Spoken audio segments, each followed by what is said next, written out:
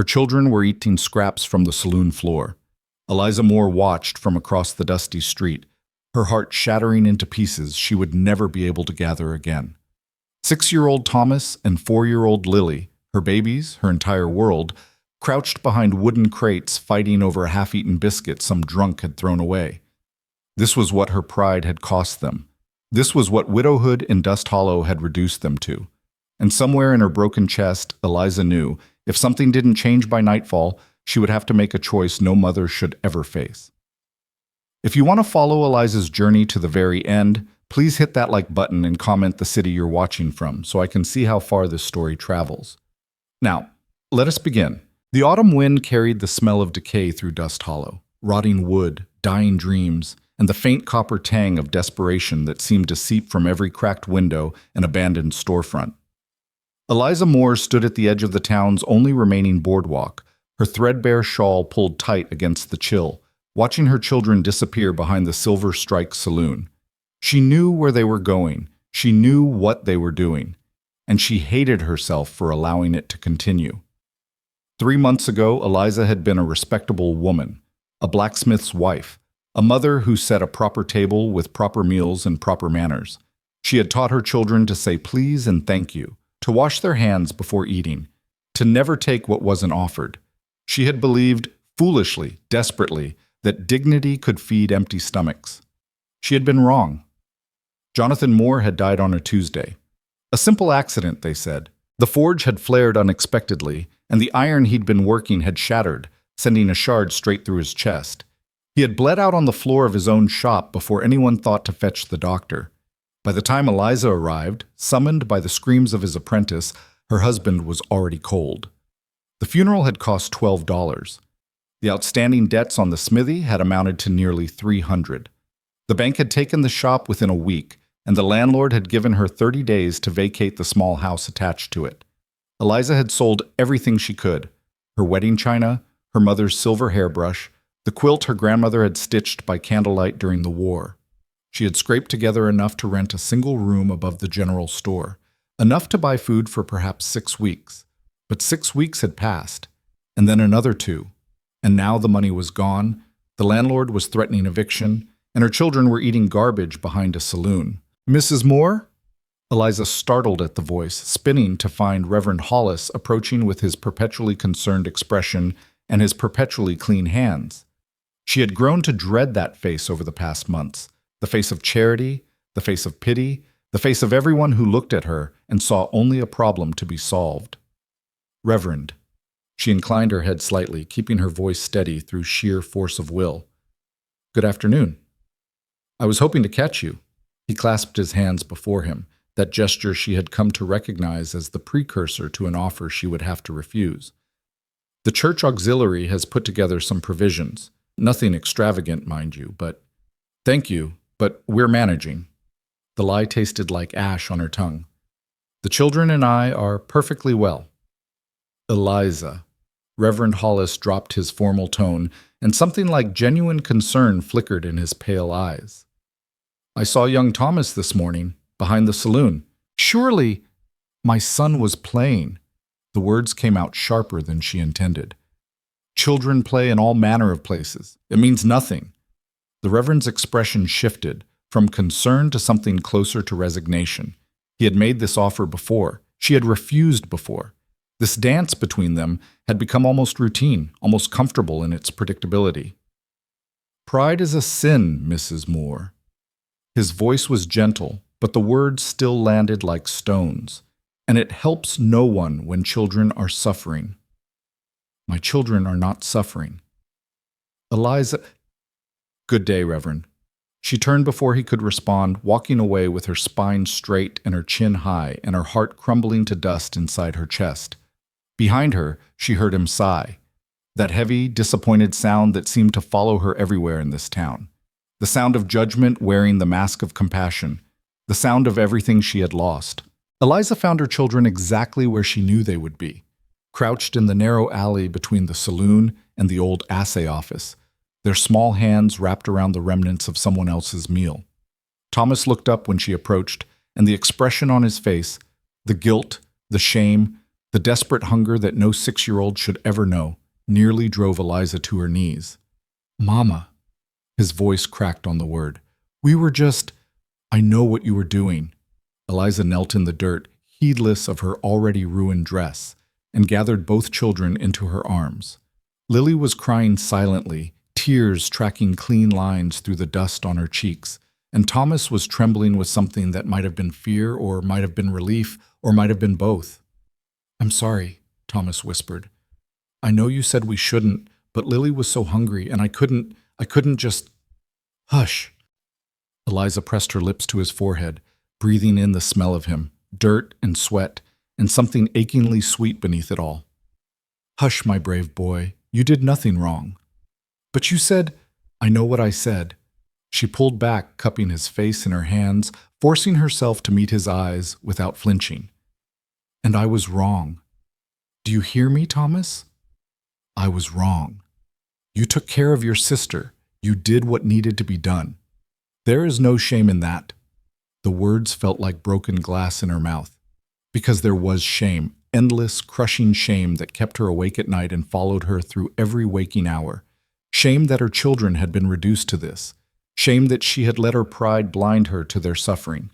Shame that even now, standing in this filthy alley with her starving children in her arms, she could not bring herself to accept the Reverend's charity. What kind of mother was she? What kind of mother let her children starve rather than admit she needed help? "Come." Eliza stood, taking each child by the hand. "Let's go home." Home was a generous word for the single room they occupied above the general store. 12 feet by 12 feet, with a narrow bed, a rickety table, a small stove that barely produced enough heat to keep them from freezing, and a window that overlooked the main street of Dust Hollow. Eliza had tried to make it cheerful, a faded curtain over the window, a small bouquet of wildflowers on the table, the children's drawings tacked to the wall, but nothing could disguise what it really was. A cage, a holding cell, the last stop before oblivion. Mrs. Pemberton, who owned the general store below, had been patient. More patient than Eliza deserved, certainly. But even patience had limits, and Eliza had seen the calculations behind the older woman's eyes. The rent was 3 weeks past due. 4, if you counted the partial payment Eliza had scraped together last month. 5, if you considered that next week's payment was already impossible. They would be on the street within days.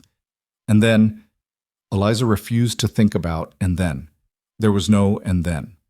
There was only now, only this moment, only these 2 small hands clutching hers as they climbed the narrow stairs to their room. "Mama?" Lily's voice was barely a whisper. "Are we going to have supper tonight?" The question pierced straight through Eliza's chest. She had nothing. Absolutely nothing. The last of their flour had been used 2 days ago, the last of their salt pork 3 days before that. She had been telling the children that she wasn't hungry, that she had eaten earlier, that they should have her portion. Lies, all lies, but what else could she do? "I'll find something," Eliza said, and hated herself for the hope that flickered in her daughter's eyes. Let me see what I can do." She settled the children on the bed, tucking the thin blanket around them even though the room was not truly cold. It was a gesture of comfort more than warmth, something to make them feel safe, cared for, protected. Something to disguise the fact that their mother was utterly, completely lost. "Stay here," Eliza said. "I'll be back soon." She descended the stairs on legs that felt like they belonged to someone else, her mind racing through possibilities that did not exist. She could ask Mrs. Pemberton for credit, but she had already done that, twice, and been gently refused.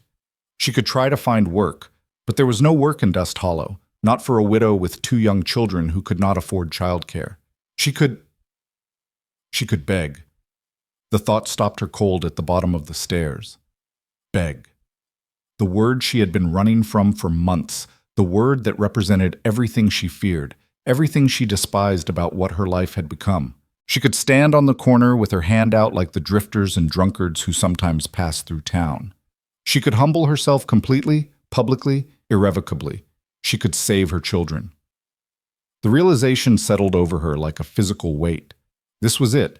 This was the choice she had been avoiding, the truth she had been denying. Her pride or her children. her dignity, or their survival. There was no choice at all. Eliza stepped out onto the boardwalk, the setting sun casting long shadows across the dusty street. Dust Hollow had never been a prosperous town, but in recent years it had declined from modest to desperate. The silver mine that had given the place its name had dried up a decade ago, and since then, the population had dwindled from hundreds to dozens. Those who remained were either too poor to leave or too stubborn to admit defeat. Eliza had been both. But now, standing on this rotting boardwalk with the taste of failure in her mouth, she understood that stubbornness was just another word for slow death. She had been killing her children by inches, day by day, refusing to see what was right in front of her. And for what? For pride?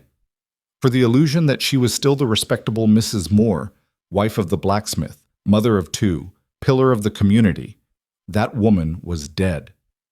She had died with Jonathan on the floor of the smithy 3 months ago. All that remained was this hollow shell, this desperate creature, this mother who would do anything to keep her children alive. Eliza was about to step into the street when she heard it, the sound of hoofbeats approaching from the west. She paused, watching as a rider emerged from the golden haze of the setting sun. A lone figure on a dark horse, moving with the easy confidence of a man who had spent his life in the saddle. He rode past the abandoned storefronts and the boarded-up windows, his eyes scanning the town with an expression that might have been curiosity or might have been calculation. A stranger. Dust Hollow rarely saw strangers anymore. The rider pulled up in front of the saloon, dismounting with a fluid motion that spoke of long practice. He was tall, over 6 feet, Eliza guessed, with broad shoulders and the weathered face of a man who had spent years under the western sun. His clothes were worn but well-maintained, his boots dusty but solid, and he moved with a quiet purpose that seemed out of place in a town where purpose had long since abandoned everyone. He tied his horse to the hitching post and started toward the saloon door, then stopped. His head turned slowly toward the alley where Eliza's children had been eating garbage just an hour before. He stood very still for a long moment, and then he looked directly at Eliza. Their eyes met across the fading light. Eliza felt something shift in her chest. Not hope exactly, but something adjacent to it. Something dangerous. Because she knew, in that instant, that this man had seen something, had noticed something, had perhaps witnessed her children in their most vulnerable moment. The shame that washed over her was absolute, complete, devastating. She turned and fled back into the general store, her heart pounding, her face burning, her pride, that useless, destructive pride, screaming at her to hide, to disappear, to pretend this moment had never happened. She did not stop until she was back in her room, her back pressed against the closed door, her breath coming in ragged gasps. "Mama?" Thomas sat up on the bed, his small face creased with worry. "What's wrong?" "Nothing." Eliza forced the word out through clenched teeth. "Nothing is wrong. Go back to sleep." But something was wrong. Everything was wrong. And standing there in that dim room, listening to her children's breathing, Eliza felt the last remnants of her resistance crumbling away. She could not do this anymore. She could not watch them waste away while she clung to something as worthless as dignity. Tomorrow, she decided. Tomorrow she would do whatever needed to be done. Tomorrow she would swallow her pride and beg on the street corner if that's what it took. Tomorrow she would save her children, even if it meant destroying herself. Tomorrow. But tomorrow was still 12 hours away, and 12 hours was a very long time when you had nothing left to hold on to. Caleb Hart had ridden into Dust Hollow looking for solitude. What he found was something else entirely. He had not planned to stop in this dying town. His destination was a small plot of land 20 miles further west, a cabin and 40 acres that had belonged to his uncle before the old man had died last winter. Caleb had inherited it by default, being the only living relative, and he had spent the past 6 months trying to decide what to do with it. Stay, sell, burn it to the ground, and walk away from everything. The last option held a certain appeal, but his horse had thrown a shoe 5 miles outside of Dust Hollow, and the smart thing to do was stop, find a blacksmith, and get it fixed before continuing on. So here he was, riding into a town that looked like it had given up on living, searching for a forge that probably didn't exist anymore. He found the saloon first. That was usually the case. Saloons were the last establishments to close in dying towns. the final refuges of the desperate and the damned. Caleb had spent enough time in such places to know their particular rhythm, their specific gravity. He tied his horse to the post and was about to push through the swinging doors when movement caught his eye. The alley beside the saloon. Two small figures crouched low, hands moving quickly. Caleb turned to look more closely, and his stomach clenched. Children. A boy and a girl, neither of them older than 6 or 7. They were picking through scraps on the ground, discarded food from the saloon's kitchen, probably. The boy was methodically sorting through the garbage, pulling out anything edible, while the girl watched with enormous eyes and a hunger so naked it made Caleb's teeth ache. He had seen this before. He had lived this before. 30 years ago, in a mining camp in Colorado, a small boy named Caleb had done exactly the same thing. He had survived on scraps and stolen goods and the occasional kindness of strangers until he was old enough to work, old enough to fight, old enough to take care of himself. The memory lived in his bones, in his blood, in the hollow spaces behind his ribs where hunger had once made its home. Caleb stood very still, watching the children, and felt something ancient and terrible rising in his chest. The boy looked up. Their eyes met. And in that single moment, Caleb saw everything, the shame, the fear, the desperate determination to provide for someone smaller and weaker. He saw himself, 30 years younger, doing whatever it took to survive another day. The children scrambled away, disappearing around the corner of the building. And Caleb was left standing alone in the fading light, his fists clenched at his sides, his jaw tight with emotions he had spent decades trying to bury. He turned his head and saw her, a woman standing on the boardwalk across the street. Thin, too thin. Her dress had been mended so many times it was more patches than original fabric. Her hair was pulled back in a severe bun, but strands had escaped, framing a face that might have been beautiful once, before hunger and grief had carved their marks into her features. She was looking at him with an expression of absolute devastation. And Caleb understood, in that instant, that those children belonged to her. Their eyes met. She fled. Caleb watched her disappear into the general store, and something in his chest, something he had thought long dead, flickered back to life. The saloon was as depressing as Caleb had expected. A handful of regulars nursing watered-down whiskey, a bored bartender polishing glasses that would never truly be clean, and the pervasive smell of failure that seemed to seep from the very walls. He ordered a drink he didn't want and asked the question he needed answered. "Blacksmith in this town?" The bartender, a heavy man with sad eyes and a stained apron, shook his head. "Was. Jonathan Moore. Died about 3 months back. Accident at the forge." "His shop?" "Bank took it. Nobody's worked it since." The bartender leaned closer, lowering his voice as if sharing a secret. "You need smithing work, you'll have to head on to Canyon Creek, 20 miles south." "And his family?" Caleb kept his voice casual. "Moore's family. They still around?" Something flickered in the bartender's eyes, curiosity, maybe, or caution. "His widow's here. Her and the 2 little ones. Staying above Mrs. Pemberton's place, last I heard." "Doing all right, are they?" The bartender's laugh was harsh and humorless. "Mister, nobody in this town is doing all right. But the widow Moore," he shook his head. "That woman's got more pride than sense. Won't take charity, won't accept help, won't let anyone do a damn thing for her or those kids. It's only a matter of time before—" He stopped himself, glancing around the nearly empty room as if suddenly aware he was saying too much. "Anyway, not my business. Or yours, I'd imagine." Caleb finished his drink and left. The street was dark now. The last of the daylight faded to a deep purple glow on the western horizon. Caleb stood outside the saloon, breathing in the cool night air, and tried to convince himself to walk away. This wasn't his problem. This wasn't his life. He had his own troubles, his own ghosts, his own demons to wrestle with. The last thing he needed was to get involved in someone else's tragedy. But the memory of those children wouldn't let him go. The boy's face, so young and so old at the same time. The girl's eyes, huge and hungry and heartbreaking. And the woman, the mother, standing on that boardwalk with her dignity wrapped around her like armor, even as it was killing her. Caleb understood pride. He had lived with it, fought against it, been saved by it, and nearly destroyed by it in equal measure. He knew what it felt like to refuse help when every fiber of your being was screaming for rescue. He knew the particular torture of choosing dignity over survival, over and over again, until the choice itself became a form of slow suicide. He also knew that sometimes pride needed to be broken before a person could be saved. He walked to his horse, checked the loose shoe. It would hold until morning, he decided, and then stood for a long moment staring at the general store across the street. A single light glowed in the upstairs window, a thin, pale light that seemed to flicker with every gust of wind.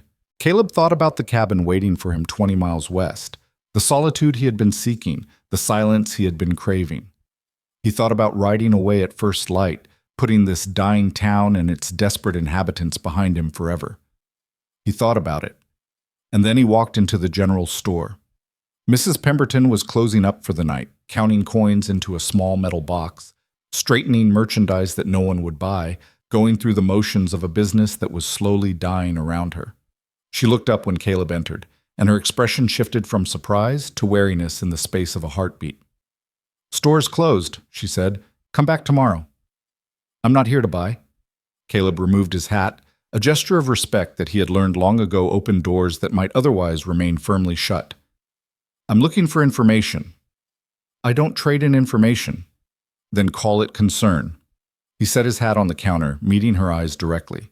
"The woman upstairs, the widow Moore, her and her children." Mrs. Pemberton's expression hardened. "What about them?" "I saw them today. The children," Caleb chose his words carefully, "behind the saloon." Something shifted in the older woman's face, a flicker of pain quickly suppressed. "And what business is that of yours?" "None." He paused. "And yet here I am." A long silence stretched between them. Outside, the wind picked up, rattling the store's windows and sending dust swirling through the cracks in the floorboards. Somewhere upstairs, a board creaked, the sound of someone moving, pacing, waiting for morning. "She won't accept help," Mrs. Pemberton said finally. "I've tried. The Reverend's tried. Half the town has tried. That woman would rather starve than admit she needs anyone." "She's got children." "I know she's got children." The words came out harsh, bitter. "You think I don't know that? You think I don't lie awake at night, listening to them up there, knowing they're hungry, knowing there's nothing I can do?" She pressed a hand to her forehead, suddenly looking older than her years. "She owes me 3 weeks' rent, nearly 4. I can't just let her stay forever. I've got my own bills to pay. But throwing a widow and 2 babies out on the street? How much?" Mrs. Pemberton blinked. "What?" "The rent. How much does she owe?" The older woman stared at him for a long moment, her eyes searching his face for something, mockery perhaps, or some ulterior motive. Whatever she found seemed to satisfy her because she answered, $9 for the back rent. Another 3 for this week, if she could pay it, which she can't. Caleb reached into his pocket and pulled out a small leather pouch. He counted out $12 and set them on the counter. "That covers her through the month." He met Mrs. Pemberton's astonished gaze without flinching. "Don't tell her where it came from." My name is Caleb Hart. I'll be staying at the boarding house tonight, if there is one." "There is. McKenna's place, 2 streets over." Mrs. Pemberton was still staring at the money on the counter, as if she expected it to disappear. "But Mr. Hart, why would you? She's a stranger to you. Those children are strangers." Caleb picked up his hat and settled it back on his head. "I was hungry once," he said. "A long time ago. And someone helped me when they didn't have to." He turned toward the door, then paused with his hand on the frame. "Tell her it came from the church auxiliary, or make up some other story. I don't care. Just make sure those children eat." He left before she could respond. Eliza woke to the sound of knocking, not the tentative tap of a child or the polite rap of a neighbor. This was firm, purposeful, the knock of someone who had something important to say and intended to say it. She rose from the bed carefully, trying not to wake Thomas and Lily, and crossed to the door with her heart pounding in her chest. The landlord, she thought, finally come to throw us out. Or perhaps the sheriff, with some new disaster she hadn't even imagined yet.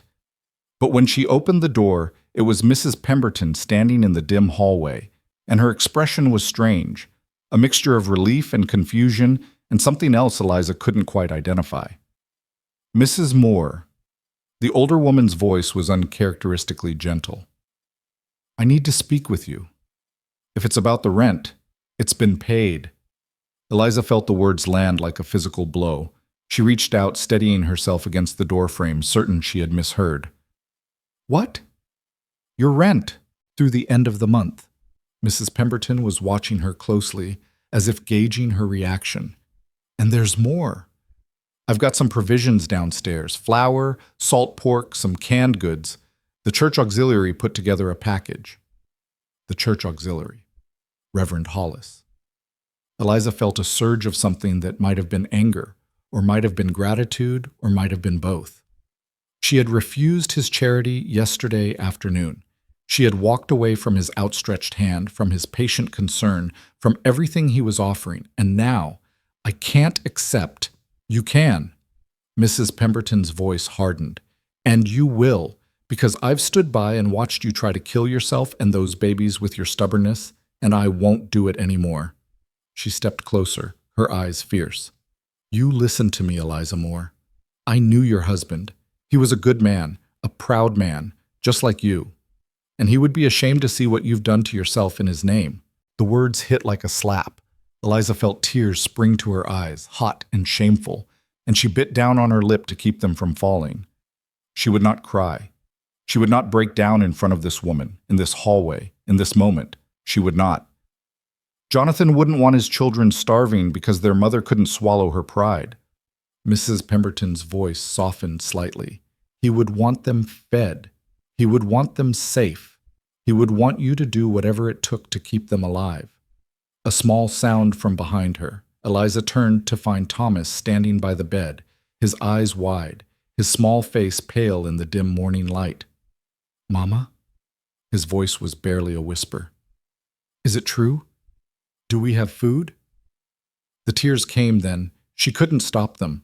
They poured down her cheeks in hot streams, and she heard herself making sounds she hadn't made since the day Jonathan died, raw and broken and utterly without dignity. She sank to her knees right there in the doorway, and Thomas ran to her, his small arms wrapping around her neck, his own tears mingling with hers. It's all right, Mama, he whispered over and over. It's all right. We're going to be all right. And for the first time in months, Eliza allowed herself to believe it might be true. She fed them breakfast that morning, real breakfast, pancakes made from actual flour with a precious pat of butter melting on top. Thomas and Lily ate like they hadn't seen food in weeks, which wasn't far from the truth, and Eliza sat across from them with her hands wrapped around a cup of coffee, watching them eat, feeling something loosen in her chest that had been tight for so long she had forgotten it was there. The provisions Mrs. Pemberton had brought would last perhaps 2 weeks if she was careful, maybe 3 if she stretched them. It wasn't a solution, it was a reprieve, a temporary stay of execution. But after months of slow starvation, even temporary felt like a miracle. She needed to find work. Real work. Something that would pay enough to cover rent and food and the 100 other expenses that came with keeping 2 children alive. She had asked around, before Jonathan's death and after, but Dust Hollow had nothing to offer. The town was dying, and there was no place for a widow with no skills and 2 small dependents, but perhaps if she could get to a larger town, Canyon Creek maybe, or even further. Perhaps if she could find someone to watch the children, just for a few hours each day, she could take in laundry or mending or… Mrs. Moore? Eliza startled at the voice. She had been so lost in thought that she hadn't heard footsteps on the stairs, hadn't noticed the door being pushed open. But now Mrs. Pemberton stood in the entrance to her small room, and beside her was a man. The stranger from yesterday, the one who had seen her children eating garbage. Eliza rose so quickly she nearly knocked over her coffee. Her face burned with remembered shame, and something that might have been fury sparked to life in her chest.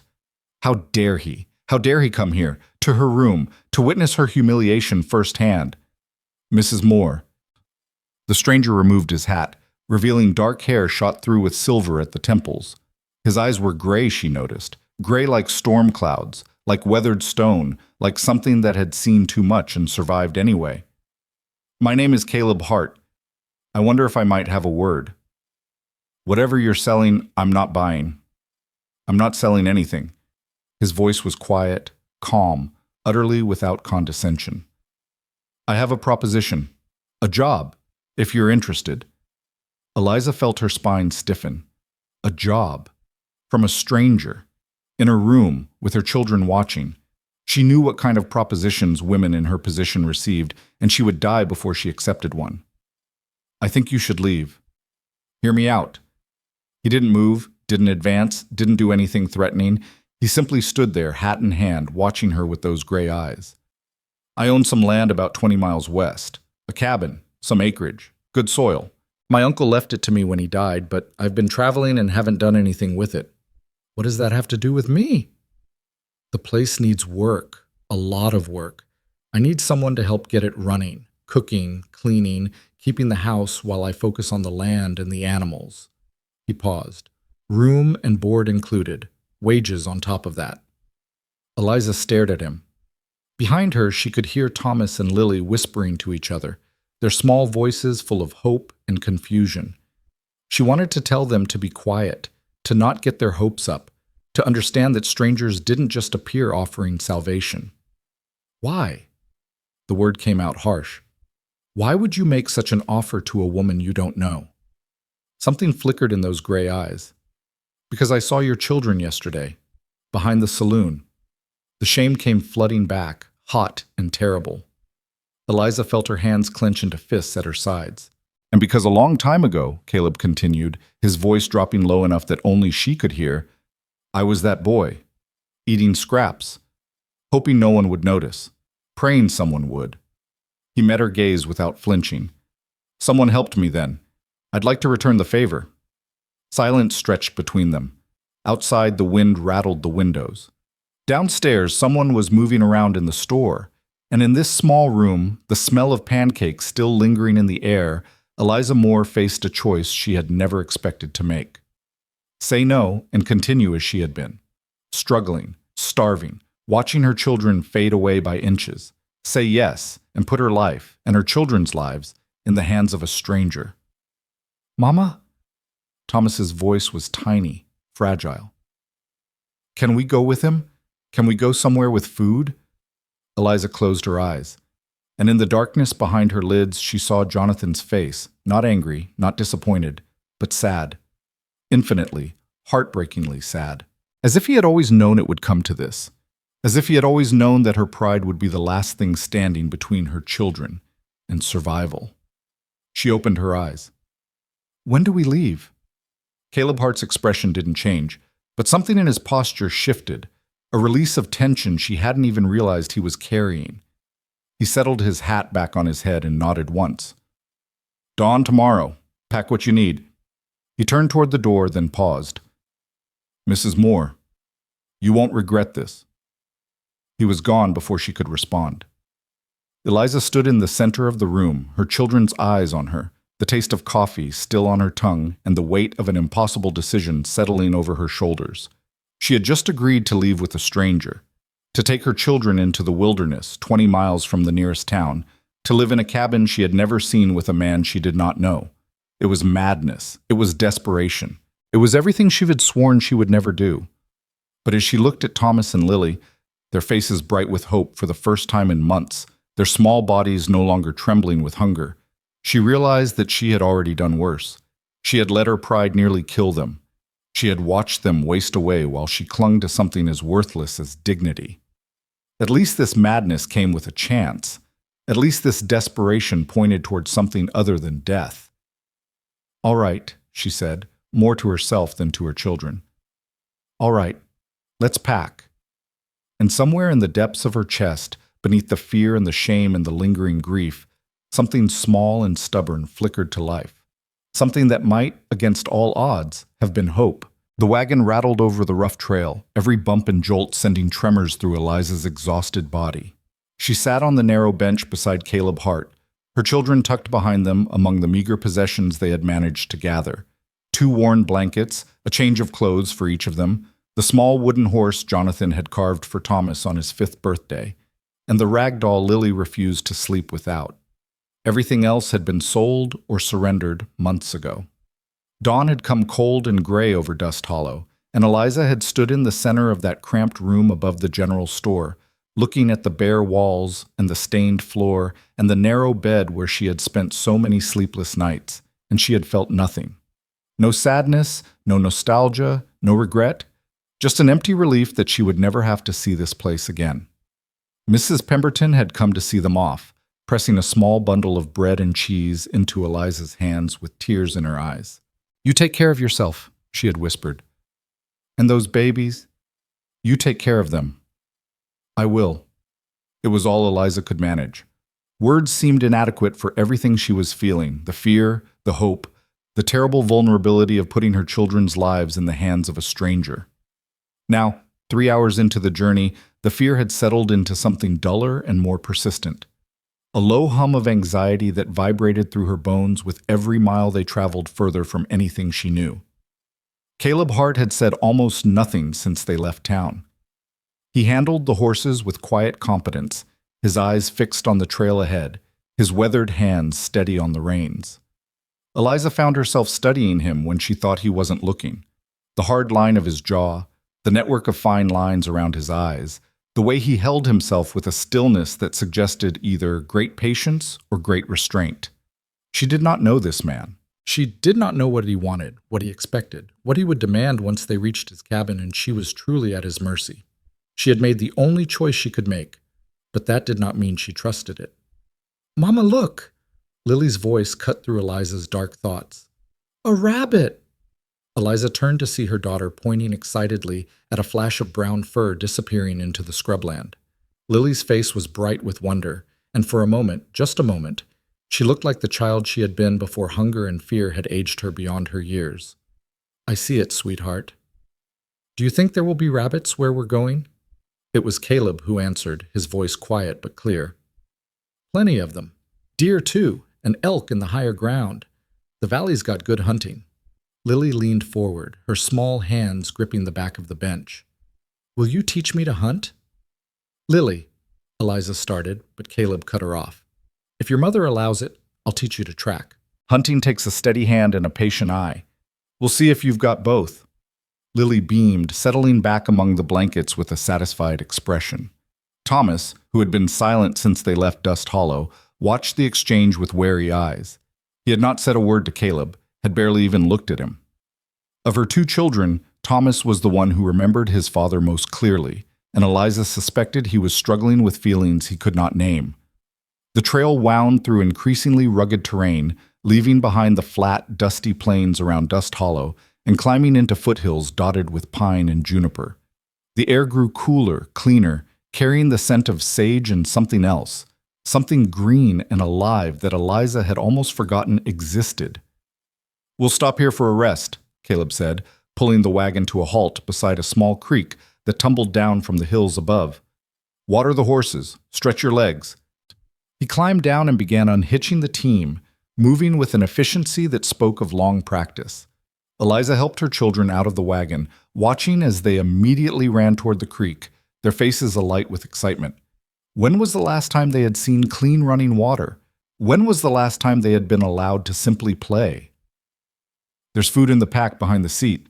Caleb's voice was neutral, informational. "Help yourself." Eliza hesitated. Taking food from his supplies felt like acknowledging a debt she could not repay, like admitting a dependence she was not ready to accept. But her children were already hungry. She could see it in the way Thomas kept glancing toward the wagon, and her pride had already cost them too much. She found the pack and pulled out bread, dried meat, and 3 apples. Simple fare, but more than they had eaten in a single meal for weeks. She called the children over and watched them devour the food with a mixture of joy and heartbreak.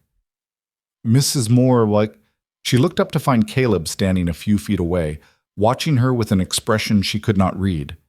"Yes?" "You should eat too." "I'm not hungry?" One eyebrow lifted slightly. "You haven't eaten since yesterday. You think I didn't notice you giving your portions to the children at breakfast?"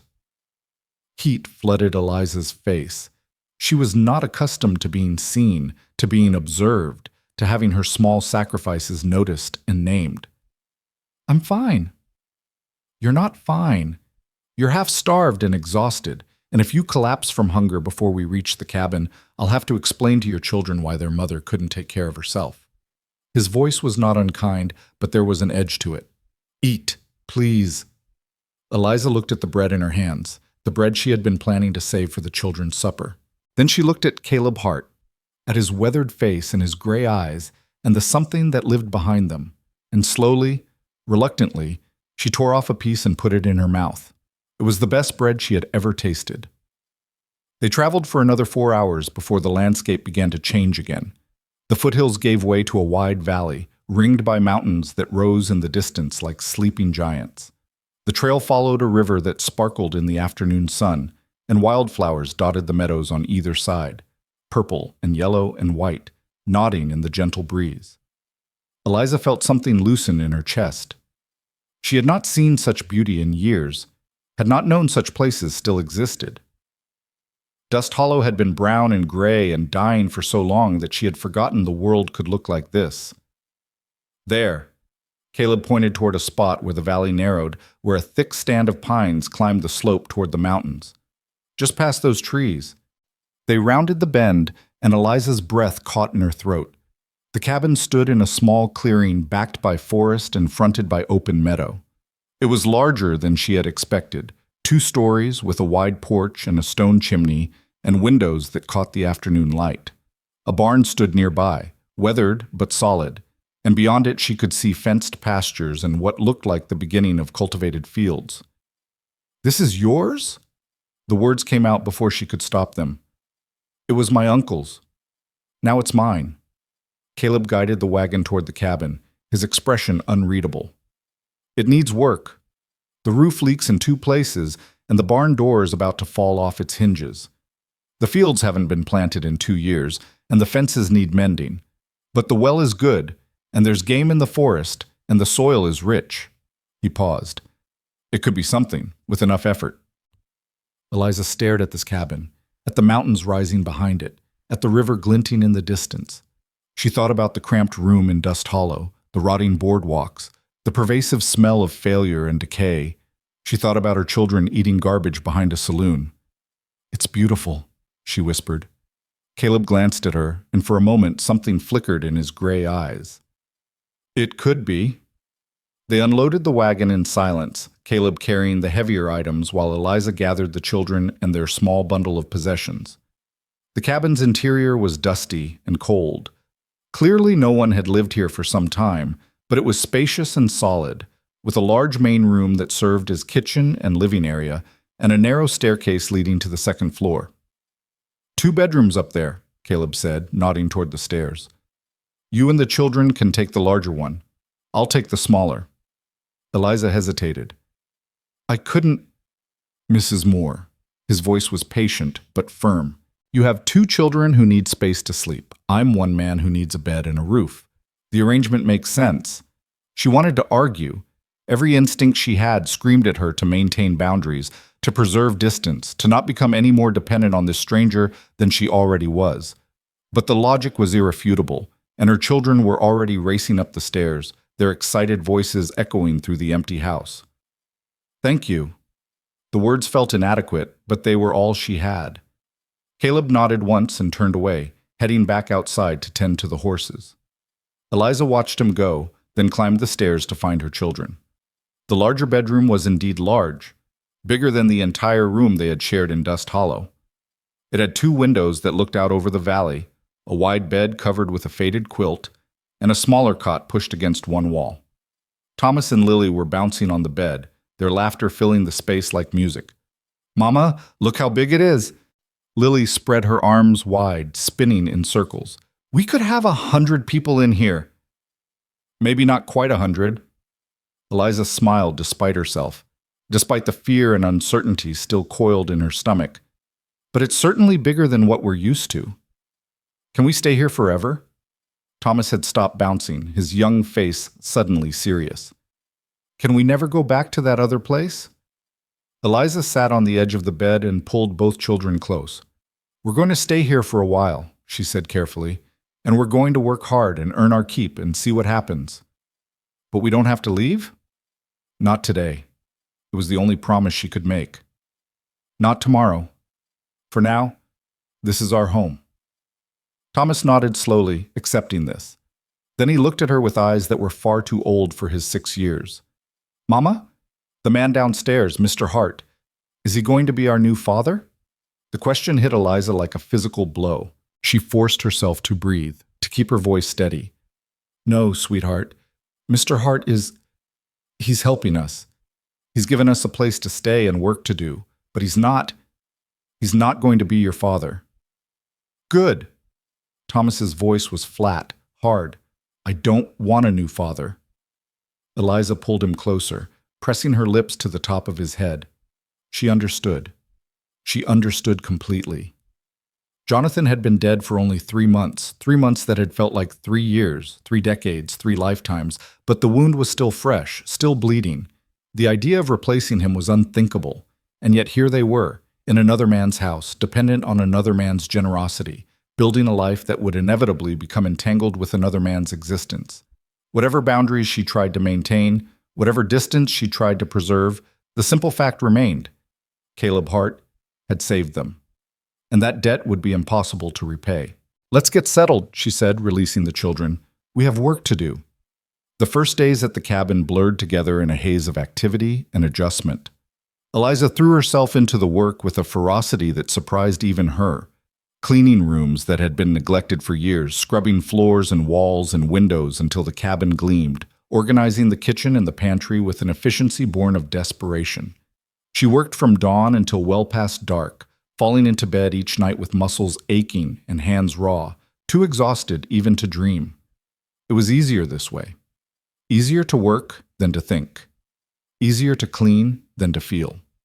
Easier to focus on the next task, the next chore, the next thing that needed doing, rather than to confront the swirling chaos of emotions that threatened to overwhelm her every time she paused. Caleb noticed. Of course he noticed. You're going to work yourself to death. He said it on the 4th morning, watching her scrub the porch with a brush that was nearly worn through. The cabin survived 2 years of neglect. It can survive another few weeks. I want to earn my keep. You're earning it, and then some. He crouched beside her, close enough that she could smell leather and pine and something underneath that was simply him. Mrs. Moore, Eliza, you don't have to prove anything to me. She stopped scrubbing, her hands clenched around the brush. I'm not trying to prove anything. Yes, you are. His voice was gentle, but certain. You're trying to prove that you're worth the food you eat and the roof over your head. That you're not charity, that you're not a burden. He paused. I know because I did the same thing once. Worked myself half to death trying to show that I deserved to exist. Eliza looked up at him, at those gray eyes that seemed to see far too much. And did it work? A ghost of a smile crossed his weathered face. No, it didn't. Because the truth is, you don't have to earn the right to exist. You just have to exist. He stood, brushing off his knees. Take a break. Eat breakfast with your children. The porch will still be here when you're done. He walked away before she could respond, heading toward the barn where a dozen different repairs awaited him. Eliza sat there on the damp boards, the brush forgotten in her hands, and felt something crack inside her chest. She had been running for so long, running from grief, from fear, from the crushing weight of failure. She had convinced herself that if she just kept moving, just kept working, just kept pushing forward, she could outrun the darkness that had been chasing her since Jonathan's death. But you couldn't outrun yourself. Caleb Hart, in his quiet, infuriating way, had just pointed that out. She put down the brush.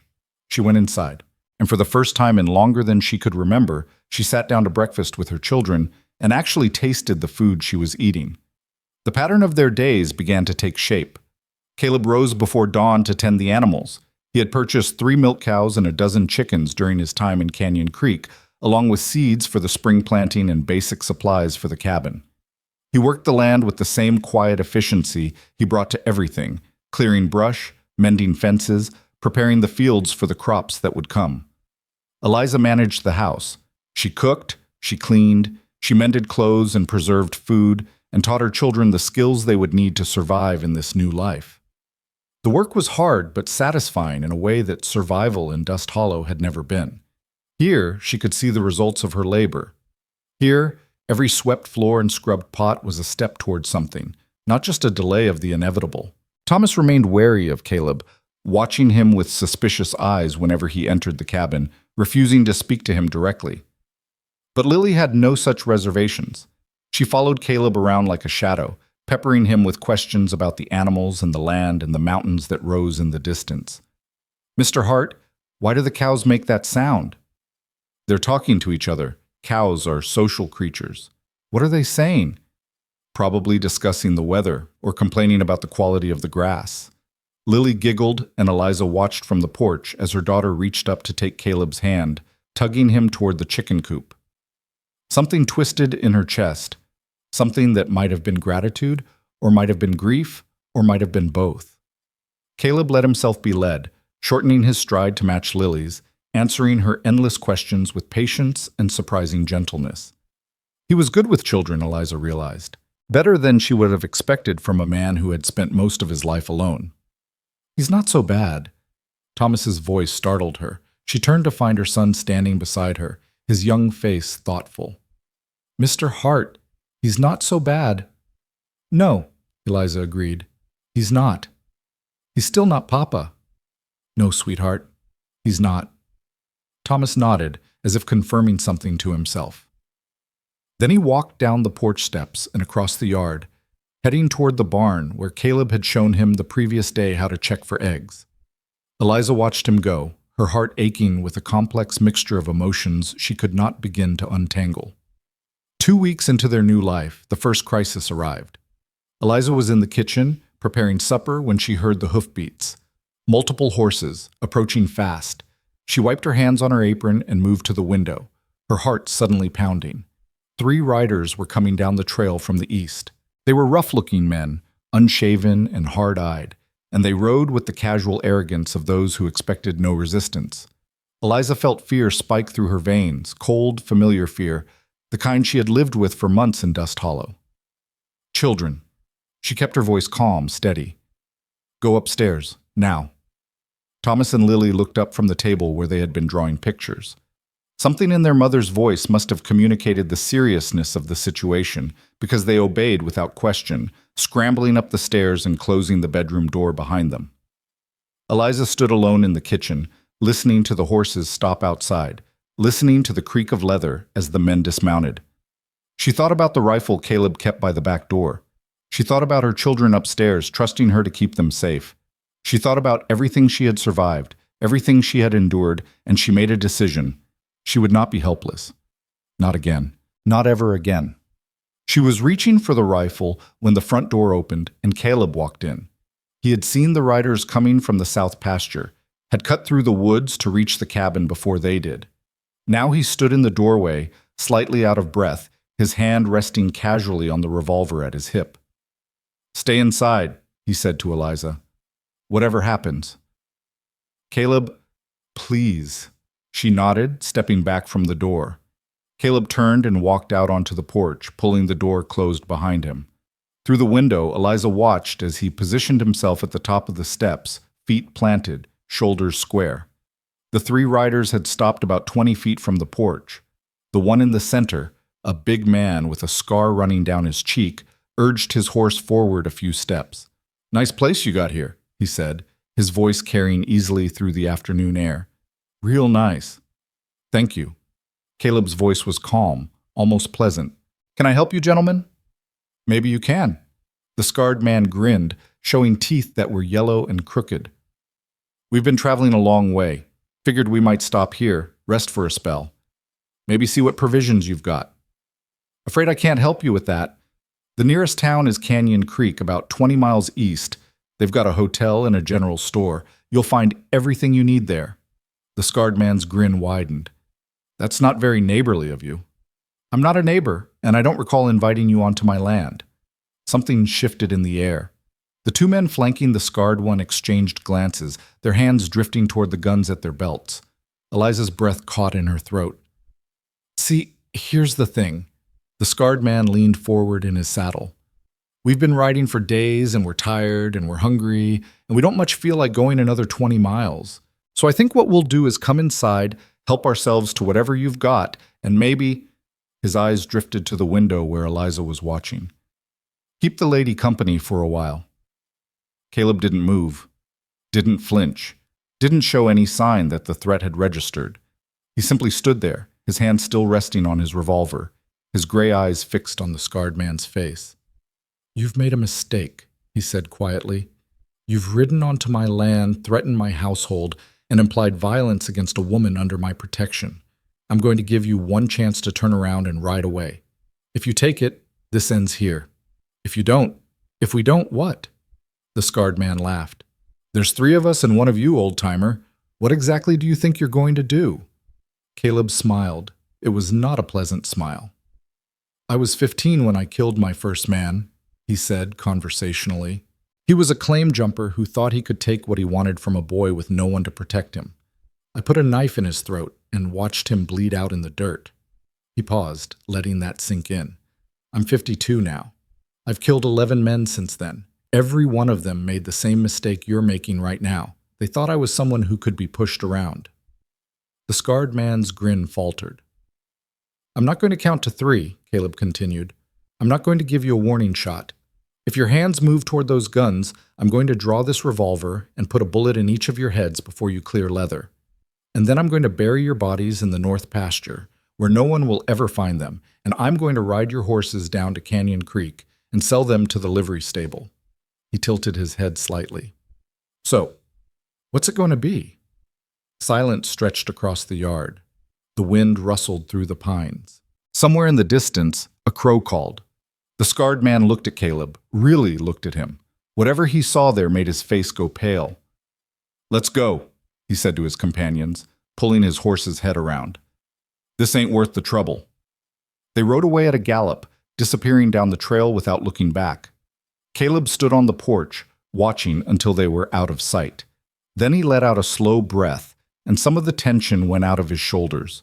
Eliza opened the door and stepped onto the porch. 11 men, she asked. Caleb glanced at her, and something like embarrassment flickered across his face. 3. And the first one was self-defense. The other 2 were during the war.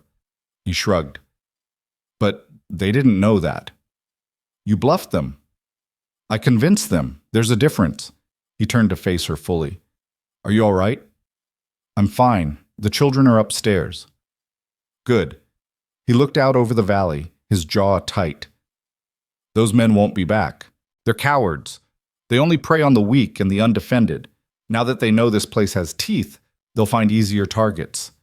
Eliza stood beside him, close enough to feel the heat radiating from his body. Thank you, she said quietly, for protecting us. You don't have to thank me. Yes, I do. She touched his arm just briefly before pulling her hand back. You've done so much for us, given us so much. I don't know how I'll ever— Stop. His voice was gentle but firm. You don't owe me anything. You're not here to repay a debt. You're here because— He stopped, struggled for words.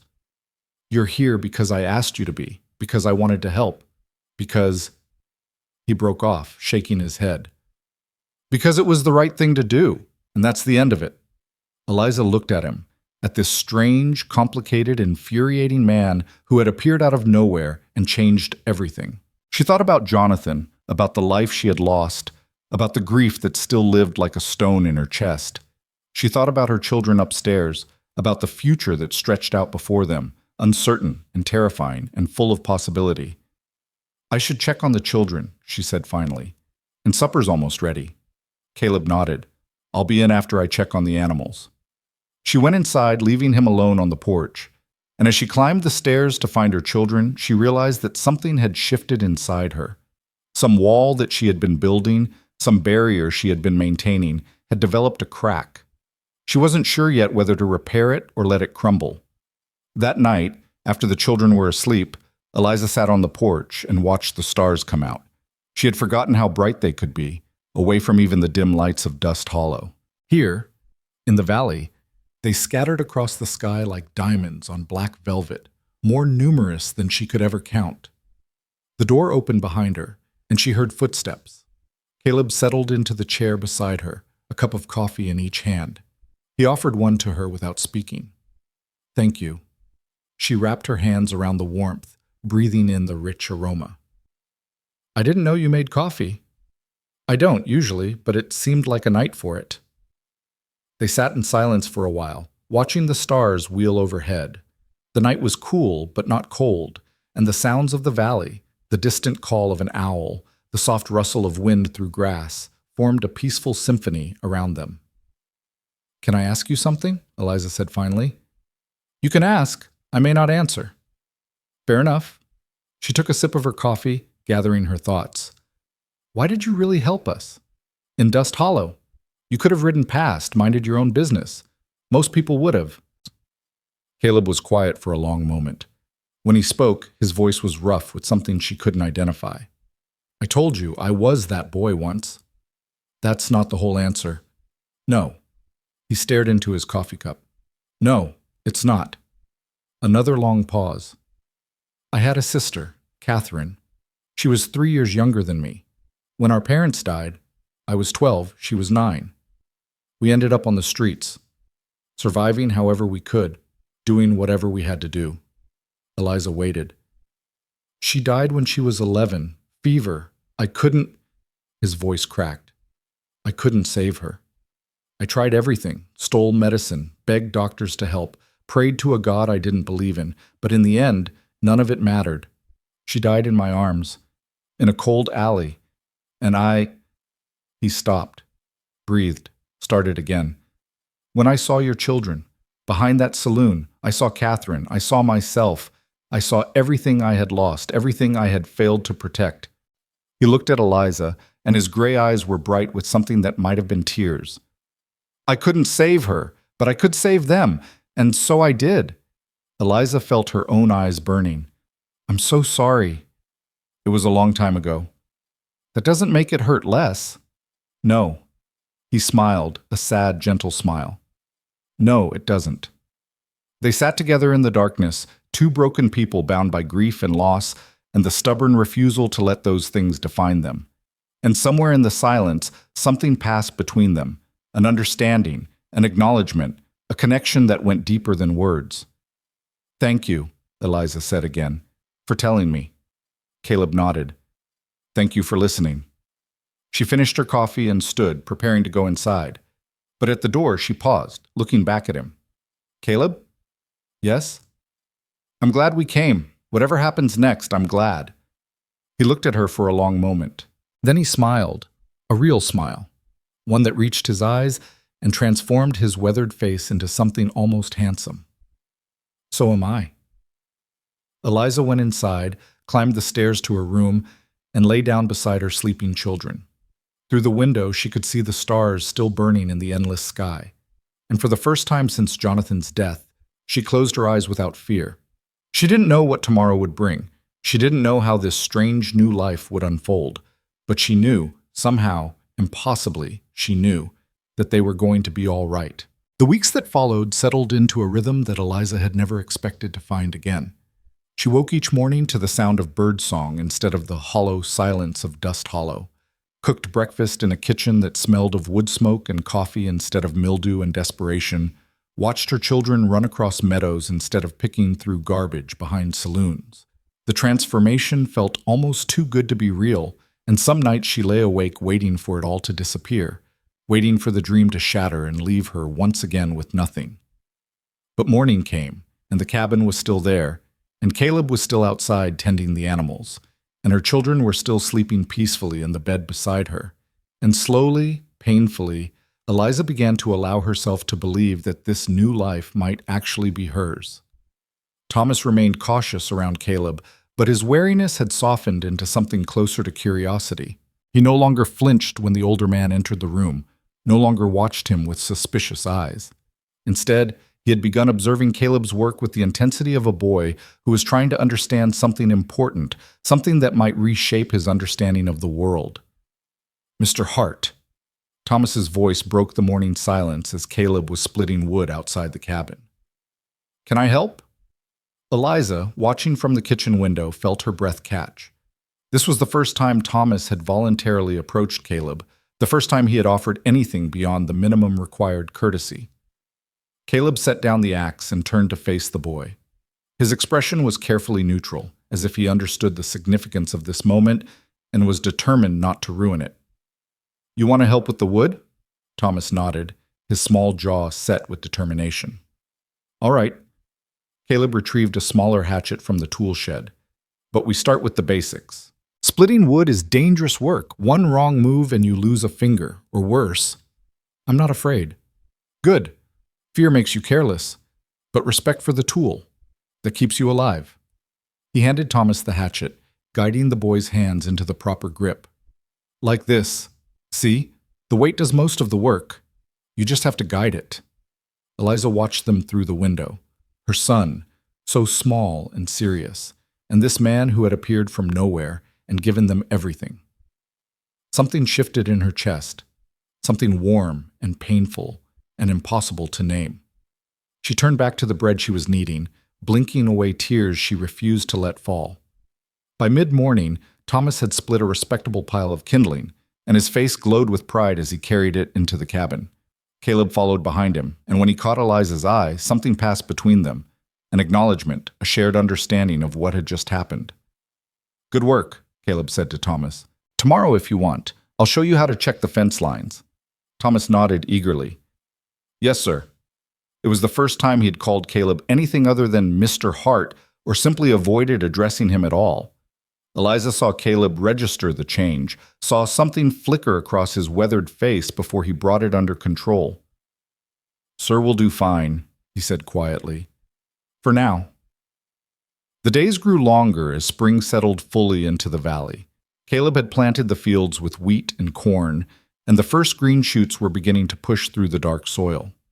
The vegetable garden Eliza had started near the cabin was thriving, producing more food than they could eat. For the first time in years, there was abundance instead of scarcity.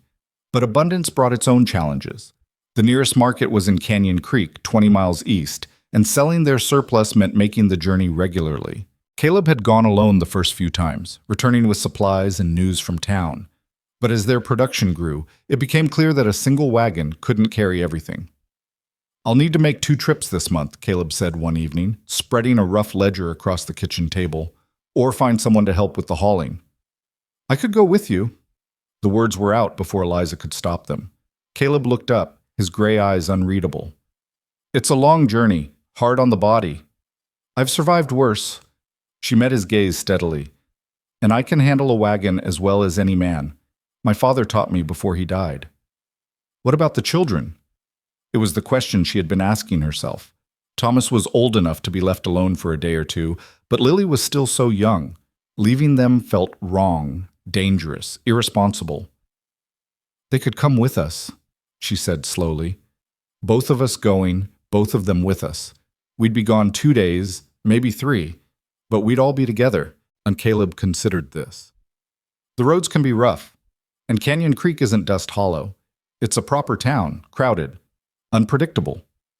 "Are you saying no?" "I'm saying it's your choice." He leaned back in his chair. "You're not a prisoner here, Eliza. You can come and go as you please. I just want you to understand what you're agreeing to." She looked at him, really looked at him, and saw something she had been avoiding for weeks. Concern. Not the patronizing concern of Reverend Hollis or the pitying concern of the townspeople in Dust Hollow, but genuine worry from someone who cared about her well-being without wanting anything in return. "We'll come," she said. "All of us."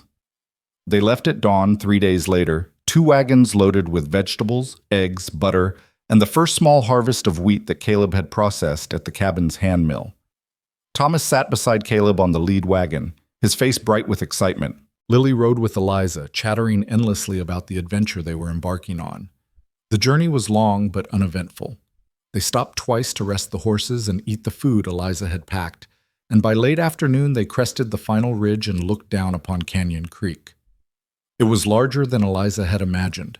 A proper town, as Caleb had said, with paved streets and two-story buildings and what looked like hundreds of people going about their business. After months of isolation in the valley, the sight was almost overwhelming. "Mama, look!" Lily pointed at a group of children playing in the town square. "Other children!" Eliza felt her heart squeeze. Her children had been alone for so long, first isolated by poverty in Dust Hollow, then isolated by geography in the valley. They had each other, and they had her and Caleb, but they had no friends their own age, no playmates, no connection to the wider world of childhood. "We can stop and let her play," Caleb said quietly, pulling his wagon alongside hers, "while we unload at the general store." "Are you sure?" "The town's safe enough during the day, and she needs—" He paused, choosing his words carefully. "She needs more than we can give her. They both do." Eliza looked at her daughter, at the longing in her young eyes. "All right. But Thomas stays with us." "Of course." They made their way through the busy streets to the general store, where a jovial man named Mr. Patterson haggled good-naturedly over their goods before settling on a price that was more than fair. While Caleb and Thomas unloaded the wagons, Eliza walked Lily to the town square and watched her join the group of children, her initial shyness melting away within minutes. "She's a bright one," a voice said beside her. Eliza turned to find a woman about her own age, with kind eyes and a baby balanced on one hip. "Thank you. She's been through a lot." "Haven't we all?" The woman shifted her baby to the other hip. "I'm Margaret Holloway. My husband runs the hardware store. You're the folks from the Hart place, aren't you? Up in the valley?" Word travels fast. "It's a small town. Everyone knows everyone's business." Margaret smiled. "Don't worry, it's mostly harmless curiosity. People are glad someone's working that land again. Old Mr. Hart let it go to seed before he passed." Eliza watched Lily running with the other children, her laughter carrying across the square. "We're trying to bring it back." "We?" Margaret's eyebrows rose slightly.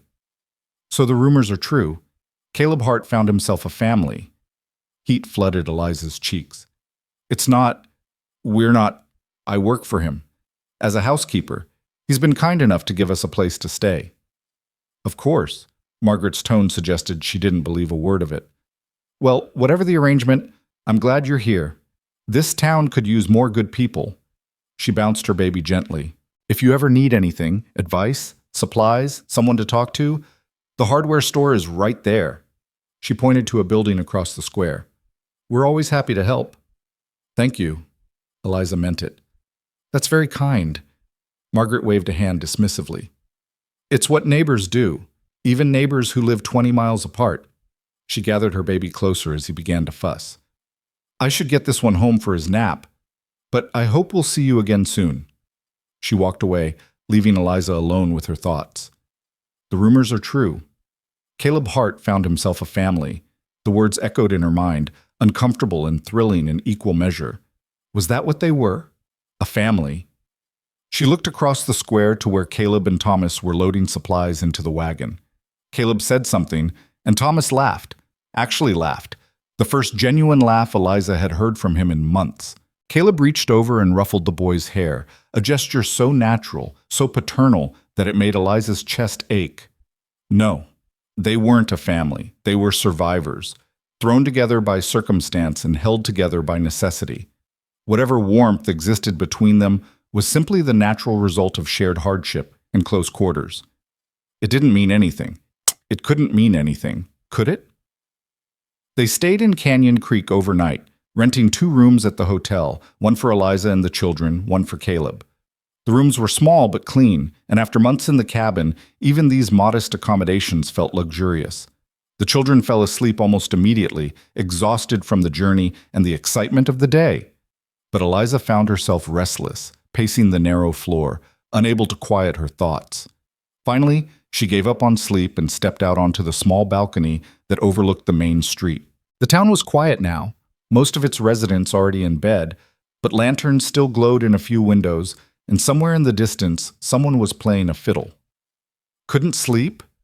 She turned to find Caleb standing in the doorway of his own room, just a few feet away on the shared balcony. He was dressed simply, his shirt untucked, his feet bare. She had never seen him so unguarded. "No, my mind won't stop." He nodded as if this made perfect sense. "It happens to me sometimes, usually after a trip to town. Too many people, too much noise. Takes a while for the quiet to settle back in." "Is that why you live out in the valley? For the quiet?" "Part of it." He leaned against the balcony railing, looking out over the dark street. "I spent 20 years moving from place to place. Mining camps, cattle drives, railroad crews. Always surrounded by people, always in the middle of someone else's chaos. When my uncle died and left me the cabin, I thought—" He paused. "I thought maybe I could finally find some peace." "And have you? Found peace?" He turned to look at her, and in the dim light, his gray eyes seemed almost silver. "Not exactly, but I've found something else, something I didn't expect." "What?" A long silence stretched between them. The fiddle music drifted closer, then faded again. Somewhere below, a dog barked. "Purpose," Caleb said finally. "I've found purpose."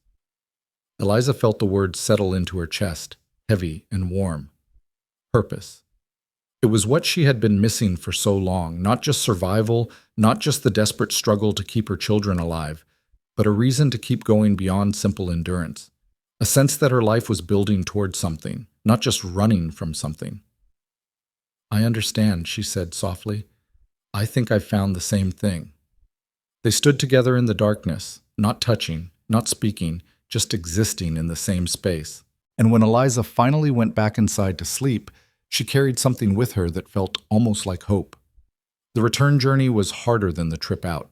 A spring storm caught them halfway home, soaking them to the bone and turning the trail to mud. Thomas drove the second wagon with a determination that made Eliza proud and terrified in equal measure, while Lily huddled beside her mother under a canvas tarp that did little to keep out the rain. They didn't reach the cabin until well after dark. Caleb unhitched the horses with quick, efficient movements, while Eliza hustled the children inside and started a fire. Within an hour, they were all dry and warm, gathered around the kitchen table with bowls of soup and thick slices of bread. "That was an adventure," Lily announced, her eyes bright despite her exhaustion. "Can we do it again?" "Maybe in a few weeks," Eliza said, "when the roads dry out." I liked the other children. The girl with the red hair said I could come play with her again. "That's wonderful, sweetheart." Thomas was quieter, eating his soup in silence, but when he finished, he looked up at Caleb with something new in his expression. "Thank you," he said, "for teaching me to drive the wagon, and for—" He hesitated. "For everything." Caleb nodded slowly. "You did well today, both of you. I'm proud of you." The words hung in the air, simple and sincere. Thomas ducked his head, but not before Eliza saw the shine in his eyes. After the children were in bed, Eliza found Caleb on the porch, as she often did. The storm had passed, leaving behind a sky washed clean and brilliant with stars. The air smelled of rain and new growth and possibilities. "They're getting stronger," Caleb said without preamble. "Both of them. Every day, a little more." "I know." Eliza sat in the chair beside him. "Sometimes I can hardly believe they're the same children I brought here 2 months ago." "They're not. They've grown. They've healed." He glanced at her. "So have you." "Have I?" "You don't flinch anymore. When I come into a room, when I speak to you, you don't brace yourself like you're expecting a blow." He looked away, his jaw tight. "You did that a lot, in the beginning, as if you were waiting for me to hurt you." Eliza felt heat rise to her cheeks. "I didn't mean—" "I know you didn't mean it. It wasn't about me. It was about everything you'd been through, everything that had been done to you." His voice was quiet, rough. "I just wanted you to know that I noticed, and I'm glad it's changed." She didn't know what to say. The conversation had veered into territory she wasn't prepared for, emotions she had been carefully avoiding, so she did what she had learned to do in Dust Hollow. She deflected. "Tell me about your uncle, the one who left you this place." Caleb was silent for a moment, and she thought he might refuse. But then he began to speak, his voice low and measured. "His name was William." William Hart, my father's older brother. He came west during the gold rush, made a little money, lost most of it, and eventually ended up here. Built this cabin with his own hands, lived alone for 40 years. He never married? Never found anyone willing to share this life with him, or maybe he never looked hard enough. Caleb shrugged. He wrote to me sometimes, letters that took months to arrive, full of stories about the land and the animals and the seasons. I think he was lonely, but he never admitted it. Did you visit him before he died? Once, about 5 years ago. I spent a month here, helping him with the harvest. He was already getting frail, but he wouldn't slow down. Said the land needed him, and he'd rest when he was dead. A ghost of a smile crossed Caleb's face. He was stubborn as a mule. I think that's a family trait. Eliza thought about her own stubbornness, the pride that had nearly killed her children. Sometimes stubbornness is all that keeps us going, and sometimes it's what holds us back. Caleb turned to look at her, his gray eyes serious. I spent 20 years running from this place, from the idea of settling down, putting down roots, building something that could last. I told myself I didn't need it, didn't want it. But the truth is, I was afraid. Afraid of what? Afraid of losing it. Afraid of caring about something and then watching it get taken away. He shook his head. I've lost so much in my life, Eliza. My parents, my sister, friends I thought would be with me forever. Every time I let myself care about something, it disappears. So I stopped caring, stopped trying, kept moving so the pain couldn't catch up with me. But you stopped moving. You came here. I did. He looked out over the darkened valley. Maybe I finally got tired of running. Or maybe... He stopped, seeming to struggle with something. Maybe I finally found something worth stopping for. Eliza's heart was pounding so loudly she was certain he could hear it. The moment stretched between them, taut and electric, full of things unsaid. Caleb, you don't have to say anything. His voice was gentle but firm. I'm not asking for anything. I just wanted you to know. You and your children, you've given me something I thought I'd never have again. A reason to stay. A reason to build. He met her eyes. Whatever happens, whatever you decide about your future, I want you to know that these months with you have been the best of my life. She should say something. She should tell him that she felt the same way, that he had saved her in ways she was only beginning to understand, that she thought about him more than she should and felt things she wasn't ready to name. But the words stuck in her throat, tangled up with grief and fear and the ghost of a husband she had loved and lost. I should go to bed, she said instead. It's late. Of course. If he was disappointed, he didn't show it. Sleep well, Eliza. She stood, hesitated, then did something she had never done before. She reached out and touched his shoulder, just briefly, her fingers brushing the worn fabric of his shirt. You've given me something too, she said softly. A home. For me and my children. I don't take that lightly. She went inside before he could respond, but as she climbed the stairs and slipped into bed beside her sleeping children, she carried the warmth of that moment with her. And when she finally fell asleep, she dreamed not of hunger and fear and loss, but of green fields stretching toward distant mountains, of laughter echoing across a valley, of a future that gleamed like sunlight on water. It was 3 weeks later when the outlaws returned. Eliza was alone in his cabin with the children when she heard the hoofbeats. Caleb had ridden to the north pasture to check on the cattle. They had purchased a small herd the month before, and one of the cows was due to calve any day. He wasn't expected back until late afternoon. She went to the window and felt her blood turn to ice. 4 riders this time. And at their head, unmistakable even from a distance, was the man with the scar on his cheek. Thomas, her voice came out steadier than she felt. Take your sister upstairs. Get under the bed and don't come out, no matter what you hear. Do you understand? Thomas's face had gone pale, but he nodded. Yes, Mama. Go, now. The children ran for the stairs, and Eliza heard the bedroom door close above her.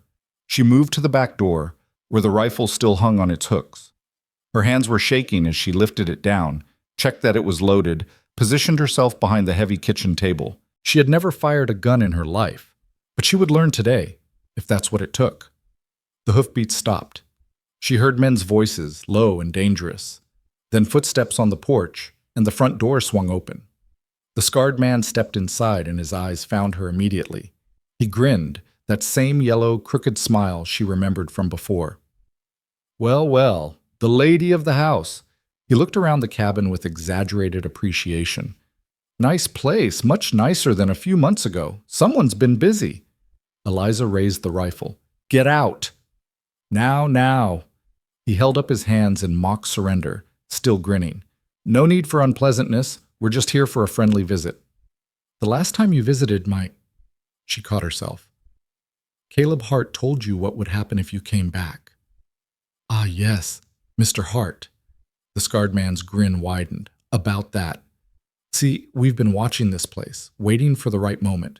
And today, well, he spread his hands. Today, Mr. Hart is in the north pasture, miles away. By the time he realizes what's happening, we'll be long gone. His eyes moved slowly over Eliza's body. With everything we came for. Fear clawed at her throat, but she forced it down. I'll shoot you before you take another step. Will you? He moved closer, slow and confident. Have you ever shot a man before? Do you know what it feels like when the bullet hits, when the blood starts flowing, when the light goes out of their eyes? Her hands were trembling on the rifle. The barrel wavered. I didn't think so. He was close now, close enough that she could smell him, sweat and whiskey and something rotten underneath. Put down the gun, sweetheart. This doesn't have to be... She fired. The sound was deafening in the enclosed space. The kick of the rifle slammed into her shoulder, sending her stumbling backward. Through the ringing in her ears, she heard screaming. The scarred man was on the floor, clutching his leg, blood pouring between his fingers. You shot me! His voice was high, incredulous. You actually shot me! Eliza worked the lever on the rifle, chambering another round. Her shoulder screamed in protest, but she ignored it. The next one goes in your head. Get out of my house! The other three men had frozen in the doorway, their faces slack with shock. They looked at their leader writhing on the floor, looked at the woman with the rifle pointed at them, and Eliza saw the calculation happening behind their eyes. There's 4 of us, one of them said slowly, and she's only got one gun. Then one of you dies first. Her voice was ice. Which one of you wants to find out who? A long, terrible moment stretched out. The scarred man whimpered on the floor. Blood spread across the wooden boards. Outside, the horses shifted nervously, sensing the violence in the air. Then hoofbeats, coming fast. The men's heads snapped toward the sound, and their faces went pale. Caleb Hart came thundering into the yard. His horse lathered, his rifle already in his hands. Get away from that house! His voice carried across the distance like a thunderclap. Now! The 3 standing men bolted for their horses. They grabbed their wounded leader, dragging him across the porch, leaving a trail of blood behind them. Within seconds, they were mounted and galloping away, disappearing into the tree line as if the devil himself was chasing them. Caleb didn't pursue. He rode straight to the cabin, swinging down from his horse before it had fully stopped, bursting through the door with his rifle raised. He found Eliza still standing behind the kitchen table, the rifle still pointed at the empty doorway, her whole body shaking uncontrollably. Eliza. He set down his weapon and crossed to her in 2 strides. Eliza, look at me. She couldn't lower the rifle. Her fingers had locked around it, frozen in place. The children, she managed, upstairs. Are they? I'll check on them. But first I need you to put down the gun. His hands came up slowly, carefully, wrapping around hers. You're safe now. It's over. Let go. The rifle slipped from her grasp and clattered to the floor, and then she was in his arms, sobbing against his chest, and he was holding her so tightly she could barely breathe. I shot him. The words came out broken, barely audible. I shot him, Caleb. I didn't know if I could. You did what you had to do. His voice was rough against her hair. You protected yourself. You protected your children. You were magnificent. She pulled back to look at him, tears streaming down her face. How did you know? How did you get back in time? I saw the riders from the ridge, recognized the horses. His jaw was tight with barely controlled fury. I rode as fast as I could. I thought... His voice cracked. I thought I was going to be too late. You almost were. She wiped her eyes with a trembling hand. If I hadn't fired, but you did fire. You stood your ground and you defended your home. He cupped her face in his hands, forcing her to meet his eyes. That's who you are, Eliza. That's who you've become. Not a victim. Not a charity case. A survivor. A fighter. Mama? They both turned to find Thomas and Lily standing at the bottom of the stairs. Lily was crying silently, but Thomas had a look on his face that Eliza had never seen before. Pride. Fierce, burning pride. You shot the bad man, he said. I heard it. You shot him. I did.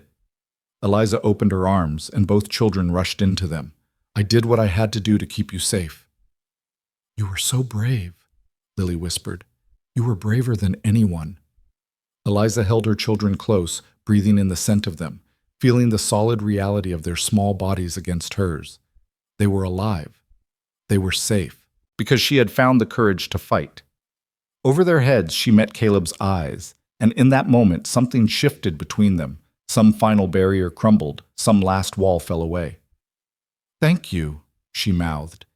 He shook his head slowly. You saved yourself. And she had. Against all odds, against everything she had believed about herself, she had stood up and fought back. She had protected her family. She had become someone new. The sheriff arrived from Canyon Creek the next day, summoned by a neighbor who had seen the riders fleeing the area.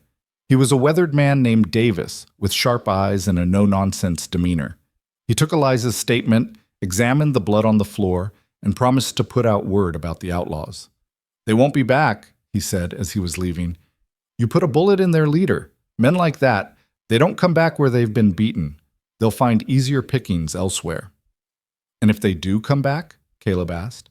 Sheriff Davis looked at him, then at Eliza. Then I suggest you keep that rifle loaded. He touched the brim of his hat. Ma'am, Mr. Hart, you take care of yourselves. He rode away and the valley settled back into its peaceful quiet. But something had changed, something fundamental and irreversible. Eliza could feel it in the air, in the way Caleb looked at her, in the way she looked at herself. She had been forged in fire, and she had emerged stronger. That night, after the children were asleep, she found Caleb on the porch again. But this time, instead of sitting in the chair beside him, she stood at the railing, looking out at the stars. I've been thinking, she said. About what? About everything. About Dust Hollow and Jonathan and how I ended up here. She turned to face him. About you. Caleb went very still. You asked me once if I'd found peace. I didn't know how to answer then, but I think I know now. She took a breath. I haven't found peace.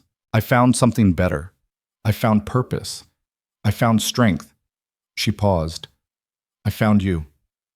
The silence stretched between them, thick with possibility. Eliza, let me finish. She moved closer, close enough to touch him if she dared. I was broken when I came here, hollowed out by grief and fear and shame. I thought I would never feel anything again except the desperate need to keep my children alive. But you, her voice caught, you showed me that survival isn't enough, that there's more to life than just not dying. Caleb stood slowly, his eyes never leaving her face. I didn't do anything. You did it yourself. You gave me the chance. You gave me a home, a place to heal, a reason to believe that tomorrow might be better than today. She reached up, finally, and touched his face. His skin was rough beneath her fingers, weathered by years of sun and wind. I don't know what this is. I don't know what it could become, but I know I don't want to lose it. He closed his eyes, leaning into her touch. You won't lose it. Whatever you want, whatever you need, I'll be here. What I want, she drew a shaky breath. What I want is to stop being afraid, of feeling, of hoping, of letting someone in. She met his eyes. Can you help me with that? His answer was not in words. He pulled her close, wrapping his arms around her, holding her against his chest. And in the circle of his embrace, Eliza felt something she had thought was lost forever. She felt safe. She felt whole. She felt like she was finally, after all this time, exactly where she was supposed to be. Summer arrived in the valley like a slow exhale, warming the fields and coaxing the crops toward harvest. The wheat stood tall and golden in the afternoon light, swaying in waves that reminded Eliza of the ocean she had never seen but had read about in books long ago, in another life, when she had been a girl with dreams that stretched beyond the horizon. The corn was coming in strong. The vegetable garden overflowed with tomatoes and squash and green beans, and the small herd of cattle had grown by 3 calves, each one healthy and strong. But it was not only the land that had flourished in those months. Something had taken root between Eliza and Caleb, something tender and fragile that they tended with the same care they gave to the growing things around them. They did not speak of it directly, not in the days immediately following that night on the porch. Instead, they let it grow in the spaces between words, in the brush of fingers passing a coffee cup, in the long looks exchanged across the kitchen table, in the quiet companionship of evenings spent watching the sun sink behind the mountains. The children noticed, of course. Children always noticed more than adults gave them credit for. "Mama," Lily said one morning, watching Eliza braid her hair in front of the small mirror Caleb had brought back from Canyon Creek, "are you and Mr. Caleb going to get married?" Eliza's hands fumbled, losing their rhythm. "What makes you ask that?" Jenny Patterson said that when a man and a woman live together and look at each other the way you and Mr. Caleb look at each other, it means they're going to get married. Lily's voice was matter-of-fact, as if she were reciting a lesson. She said her mother told her so. Eliza felt heat rise to her cheeks. Jenny Patterson was the red-haired girl Lily had befriended in Canyon Creek, and Margaret Holloway was apparently a woman who spoke freely about such things. People look at each other in many different ways, sweetheart. It doesn't always mean, "But do you want to marry him?" The question hung in the air, simple and devastating in the way only a child's question could be. Eliza finished the braid with trembling fingers, tying it off with a strip of ribbon. "I don't know," she said finally. And it was the truth. She did not know what she wanted, not yet. The feelings she had for Caleb were real, more real than anything she had felt since Jonathan's death. But wanting something and being ready for it were not the same thing. "I think you should," Lily said, slipping off the chair. "I think he makes you happy." She ran out of the room before Eliza could respond, leaving her mother alone with a half-finished braid and a heart full of tangled emotions. Thomas, for his part, had said nothing directly about the changing dynamic between Eliza and Caleb, but his actions spoke louder than words ever could. He had stopped calling Caleb Mr. Hart, or Sir, and had begun, hesitantly at first, to simply call him Caleb. He sought the man out for tasks and questions, followed him to the barn and the fields, absorbed his teaching with the intensity of a boy who was hungry for something he could not name. One afternoon, Eliza watched from the kitchen window as Caleb showed Thomas how to repair a section of fence that had come loose. They worked side by side, Caleb explaining each step with patient detail, Thomas listening and mimicking with careful precision. When they finished, Caleb clapped Thomas on the shoulder, and the boy beamed, a smile so bright it hurt to look at. She thought of Jonathan, of the father Thomas had lost, of the empty space that would never fully be filled. But perhaps, she thought, perhaps it did not need to be filled. Perhaps what Thomas needed was not a replacement for what he had lost, but something new, something different, something that honored the past while building toward the future. Perhaps that was what they all needed. The letter arrived on a Tuesday in late July, brought by a passing rider who had picked it up in Canyon Creek along with supplies for a ranch further up the valley. Eliza recognized the handwriting immediately. Cramped and careful, the hand of someone who had learned to write late in life and never quite mastered the art. It was from her sister. Sarah had been 17 when Eliza left home to marry Jonathan, and they had not seen each other since. They wrote occasionally, Christmas letters mostly, brief updates on births and deaths and the ordinary business of living. Eliza had sent word of Jonathan's death 6 months ago, but she had not expected a response. Sarah was busy with her own life, her own family, her own struggles. She did not have time to worry about a widowed sister 1,000 miles away. But here was a letter, thick and heavy in Eliza's hands, and her heart began to pound as she broke the seal. The words blurred before her eyes. She read them once, twice, 3 times, trying to make sense of what they said. and then she sat down heavily at the kitchen table, the letter crumpling in her fist, and felt the world tilt beneath her. "Eliza?" Caleb's voice came from the doorway. "What's wrong?"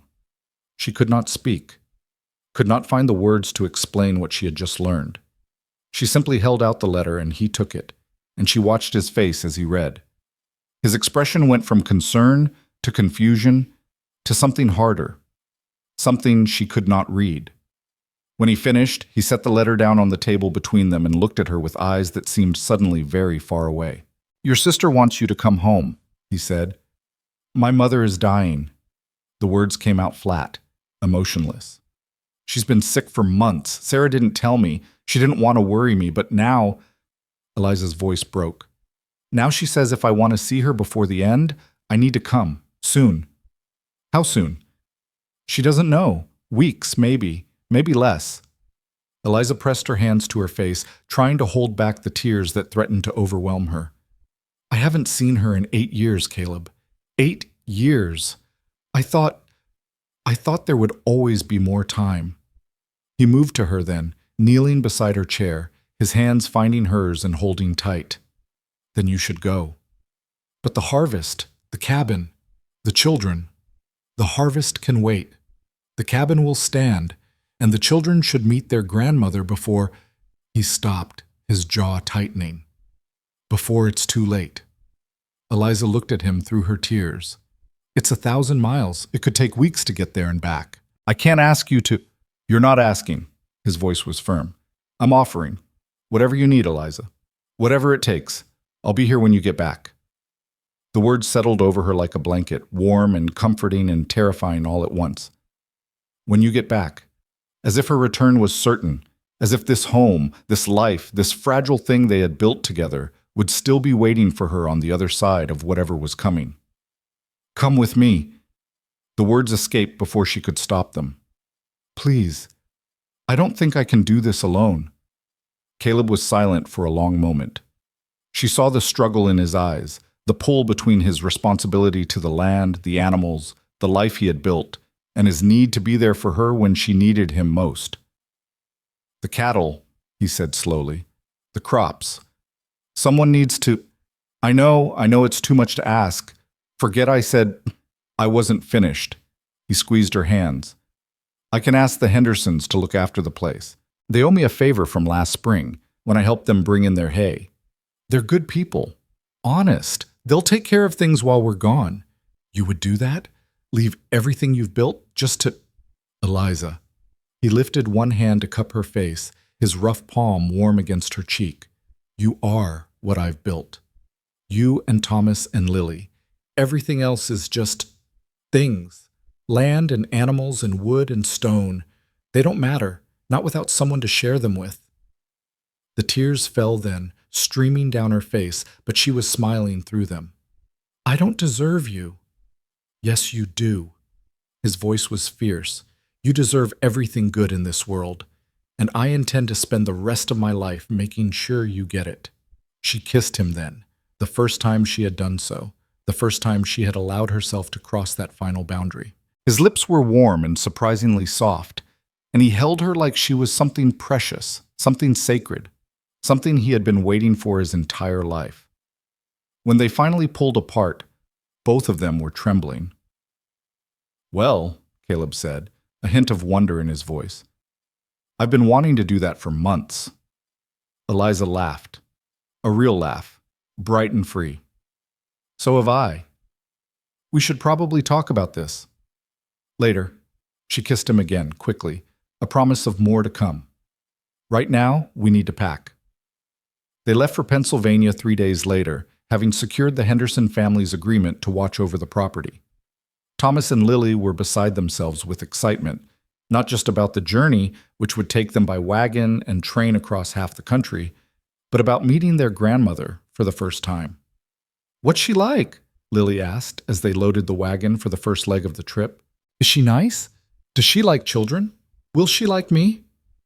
"She'll love you," Eliza said, though she was not entirely certain it was true. Her mother had always been a stern woman, practical and reserved, more likely to offer criticism than comfort. But she had also been a survivor, raising 5 children on a hardscrabble farm after Eliza's father died, teaching them all to work hard and expect nothing from a world that gave nothing for free. Maybe, Eliza thought, that was where she had learned it. That fierce determination, that stubborn refusal to surrender. Maybe it had been her inheritance all along. The journey east was long and exhausting, but it was also wonderful in ways Eliza had not anticipated. She watched her children experience things they had never seen before: the bustle of Denver, the vast emptiness of the Kansas plains, the noisy chaos of the Chicago train station. Thomas pressed his face to the window of the passenger car, watching the landscape unfold in an endless ribbon of fields and forests and rivers. Lily fell asleep against Caleb's shoulder, her small hand clutching his shirt, completely trusting, completely safe. And Caleb himself was a revelation. Away from the isolation of the valley, surrounded by strangers, he became someone slightly different, still quiet, still watchful, but with a dry wit that emerged in unexpected moments and a tenderness toward the children that made Eliza's heart ache. He carried Lily when she was tired, answered Thomas's endless questions with patience and good humor, held Eliza's hand when the journey grew difficult and she needed an anchor. He did not kiss her again. There was an unspoken agreement between them that whatever was growing needed time to unfold naturally, without the pressure of expectation. But he was there, solid and steady, and that was enough. They arrived in Pennsylvania on a gray afternoon in early August, the sky heavy with the threat of rain. Sarah was waiting for them at the station, older than Eliza remembered, her hair shot through with silver, her face lined by years of hard work and worry. But her eyes were the same, warm brown like their mother's. And when she saw Eliza step off the train, she burst into tears. "You came," she sobbed, pulling Eliza into a fierce embrace. "I wasn't sure you would come." "Of course I came." Eliza held her sister tightly, breathing in the familiar scent of her, wood smoke and lavender, the smell of home. "I'm sorry it took so long. I'm sorry I wasn't—" "Don't." Sarah pulled back, wiping her eyes. "Don't apologize. You're here now. That's what matters." She turned to look at the children, her expression softening. "And these must be Thomas and Lily. My goodness, look at you both. You're so beautiful." She crouched down to their level, her voice gentle. "I'm your Aunt Sarah. I've been waiting a long time to meet you." Lily smiled shyly, while Thomas stood straight and offered his hand to shake like the young man he was becoming. Sarah laughed and shook it solemnly, then rose and turned to Caleb. "And you must be—" She hesitated, glancing at Eliza. "Caleb Hart." He removed his hat. "A friend of the family." Sarah's eyes flickered between him and Eliza, and a knowing smile crossed her face. "A friend, of course." She reached out and squeezed his hand. "Thank you for bringing them safely. Our mother—" Her voice caught. "She doesn't have much time left. A few days, maybe. The doctor says—" She shook her head. "Come. I have a wagon waiting. We should go." The farmhouse where Eliza had grown up looked smaller than she remembered, weathered by time and neglect. But the fields around it were still green, the vegetable garden still thrived, and the old oak tree in the front yard still stood tall and strong, its branches reaching toward the clouded sky. Her mother was in this back bedroom, the same room where Eliza had been born, where she had taken her first steps, where she had dreamed of a life beyond these walls. Now that life had come full circle, and she stood in the doorway, looking at the frail woman in the bed, feeling her heart crack open. "Mama?" The eyes that opened were rheumy and pale, but they still held a spark of the fierce intelligence Eliza remembered. Martha Weston looked at her daughter, and a trembling smile crossed her cracked lips. "Eliza." Her voice was a whisper, barely audible. "My wandering girl, you finally came home." Eliza crossed the room and knelt beside the bed, taking her mother's hand in hers. The skin was paper-thin, cool to the touch, mapped with veins like rivers on an ancient map. "I'm sorry I stayed away so long." "Hush." Martha's fingers tightened around hers with surprising strength. "You had your own life to live. I understood that. I always understood." She coughed, a wet, rattling sound that made Eliza's stomach clench. "Tell me about it. Tell me everything." So Eliza told her. About Jonathan, about Dust Hollow, about the slow descent into desperation, about Caleb and the valley, about the cabin and the children and the new life they were building. She talked until her voice gave out, and her mother listened with eyes that never left her face, drinking in every word like water in a desert. When she finally fell silent, Martha was quiet for a long moment. Then she spoke, her voice stronger than it had been. "This man, this Caleb, he loves you?" Eliza felt her cheeks flush. "I think, yes, I believe he does." "And you love him?" The question hung in the air. Eliza thought about all the months in the valley, all the small moments and quiet revelations, all the ways Caleb had shown her what love could look like when it was patient and kind and asking nothing in return. "Yes," she said, "I love him." Martha smiled, a real smile that transformed her worn face into something almost beautiful. "Good. That's good." She squeezed Eliza's hand again. "I worried about you, you know. When you married Jonathan and went west, I thought you were running away from us, from me." "Mama, let me finish." Martha's eyes were bright with unshed tears. "I wasn't a good mother, Eliza. I was hard on you, hard on all of you. After your father died, I didn't know how to be soft anymore. I thought if I made you strong, you would survive. But I forgot that strength without love is just stubbornness, and stubbornness can break you as surely as weakness. You did the best you could. Maybe, but it wasn't enough." Martha looked toward the window where the gray light was fading toward evening. "I want you to promise me something. Anything. Don't make my mistakes. Don't let fear make you hard. Love your children, Eliza. Love them even when it's difficult, even when they disappoint you, even when you're terrified of losing them." Her eyes returned to Eliza's face. "And love this man who loves you. Don't be afraid of happiness just because you've known pain." Eliza was crying now, tears streaming down her face. "I promise." "Good." Martha's eyes drifted closed, exhaustion overtaking her. "Now bring me my grandchildren. I want to meet them before I go." The days that followed were a blur of emotion and exhaustion. Martha rallied enough to spend time with Thomas and Lily, asking them questions, telling them stories about Eliza as a child, pressing small treasures into their hands, a locket that had belonged to her mother, a pocket knife that had been their grandfather's, a quilt she had been piecing together for years, waiting for grandchildren she thought she might never meet. Caleb stayed in the background, helping with chores around the farm, fixing a broken plow, mending a fence that had fallen into disrepair. He spoke little, but his presence was a constant comfort, and at night, when Eliza sat on the porch trying to process the storm of emotions inside her, he sat beside her in silence, asking nothing, offering everything. On the fifth night, Martha took a turn for the worse. The doctor came and went, shaking his head, and Sarah sat by the bed holding her mother's hand while Eliza paced the hallway outside, unable to be still, unable to breathe. "She's asking for you," Sarah said, appearing in the doorway with tears on her cheeks. "Both of you, you and Caleb." They entered the room together.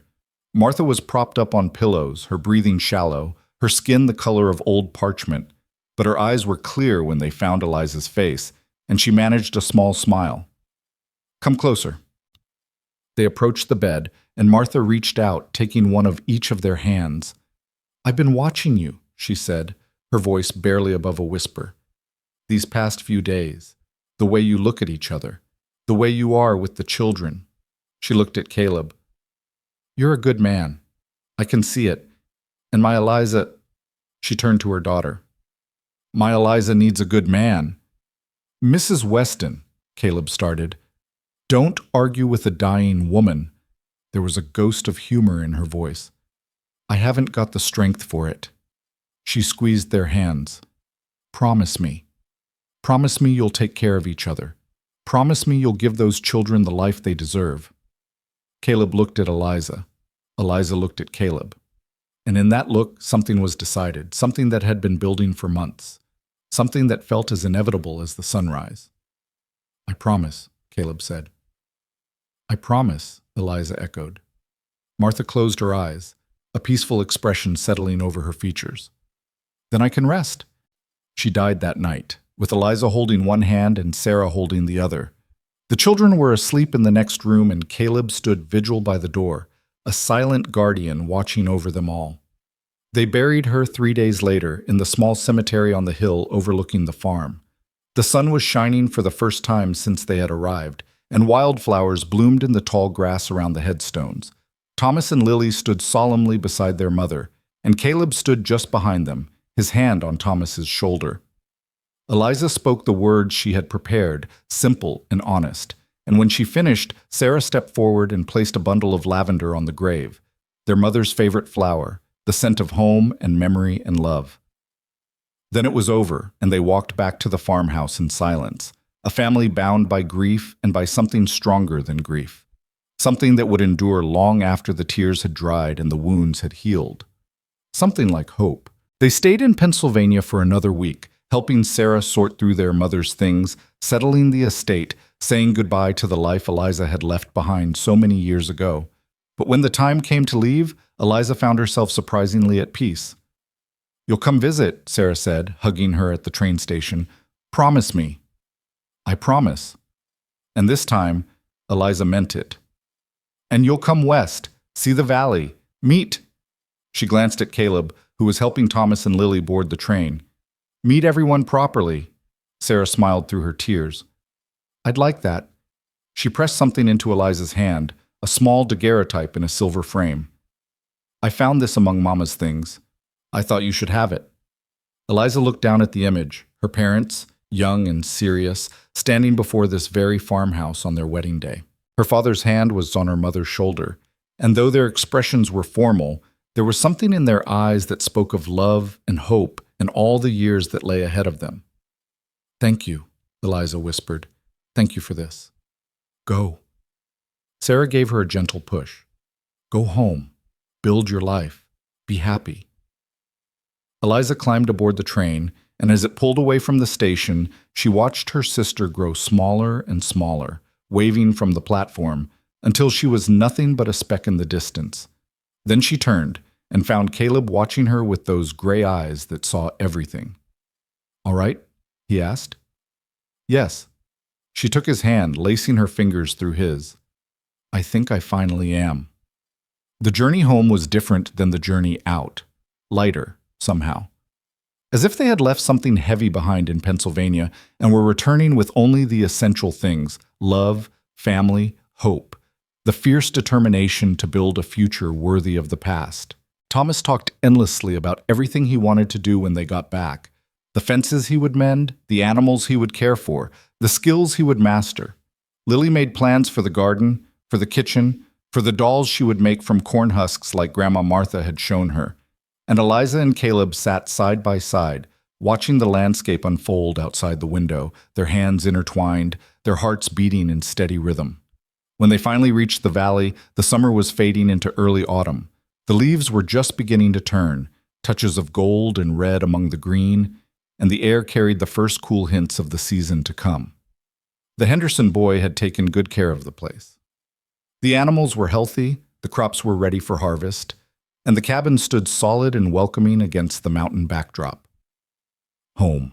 Eliza stood on the porch that first evening back, watching the sun set over the valley, feeling the peace of this place settle into her bones. Behind her, she could hear the children laughing in the kitchen, arguing over who would set the table for supper. She could smell the bread Caleb had put on to bake before they arrived. He had sent word ahead, asking the Hendersons to start the fire and prepare the oven. This was her life now, this valley, this cabin, these children, this man, this love. Caleb came to stand beside her, his shoulder brushing hers. "What are you thinking about?" "Everything." She turned to look at him. "Nothing, just this, us, how far we've come. It's been quite a journey." "It has." She reached up and touched his face, tracing the lines around his eyes, the strong line of his jaw. "Caleb, I need to ask you something. Anything." She took a deep breath. "Will you marry me?" The words hung between them, bold and terrifying and absolutely right. She watched his face, saw the shock give way to something else, something warm and bright and full of wonder. Eliza, I know it's not traditional. I know I'm supposed to wait for you to ask. But I've spent too much of my life waiting, waiting for things to get better, waiting for someone to save me, waiting for permission to want what I want. She took his hands in hers. I don't want to wait anymore.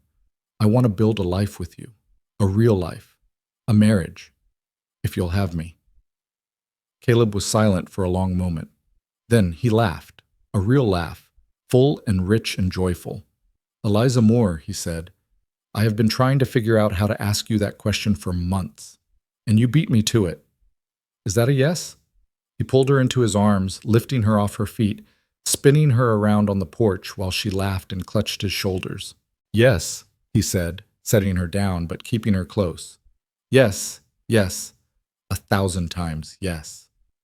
They kissed as the sun sank below the mountains, painting the sky in shades of orange and pink and gold.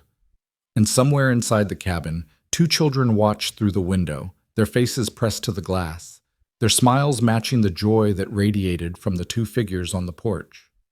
A family. At last. Against all odds. A family. The wedding took place on a crisp October morning when the valley blazed with color and the air carried the sweet scent of fallen leaves and wood smoke. They held the ceremony on the porch of the cabin, with the mountains rising behind them and the golden fields stretching out toward the river. It was not a grand affair, just the family, the Hendersons from the neighboring ranch, Margaret and Robert Holloway from Canyon Creek, and Reverend Matthews, who had ridden out from town to perform the service. Eliza wore a dress she had sewn herself from fabric Caleb had brought back from one of his trips to town. A deep blue that matched the autumn sky, simple but elegant, with delicate white embroidery along the collar and cuffs.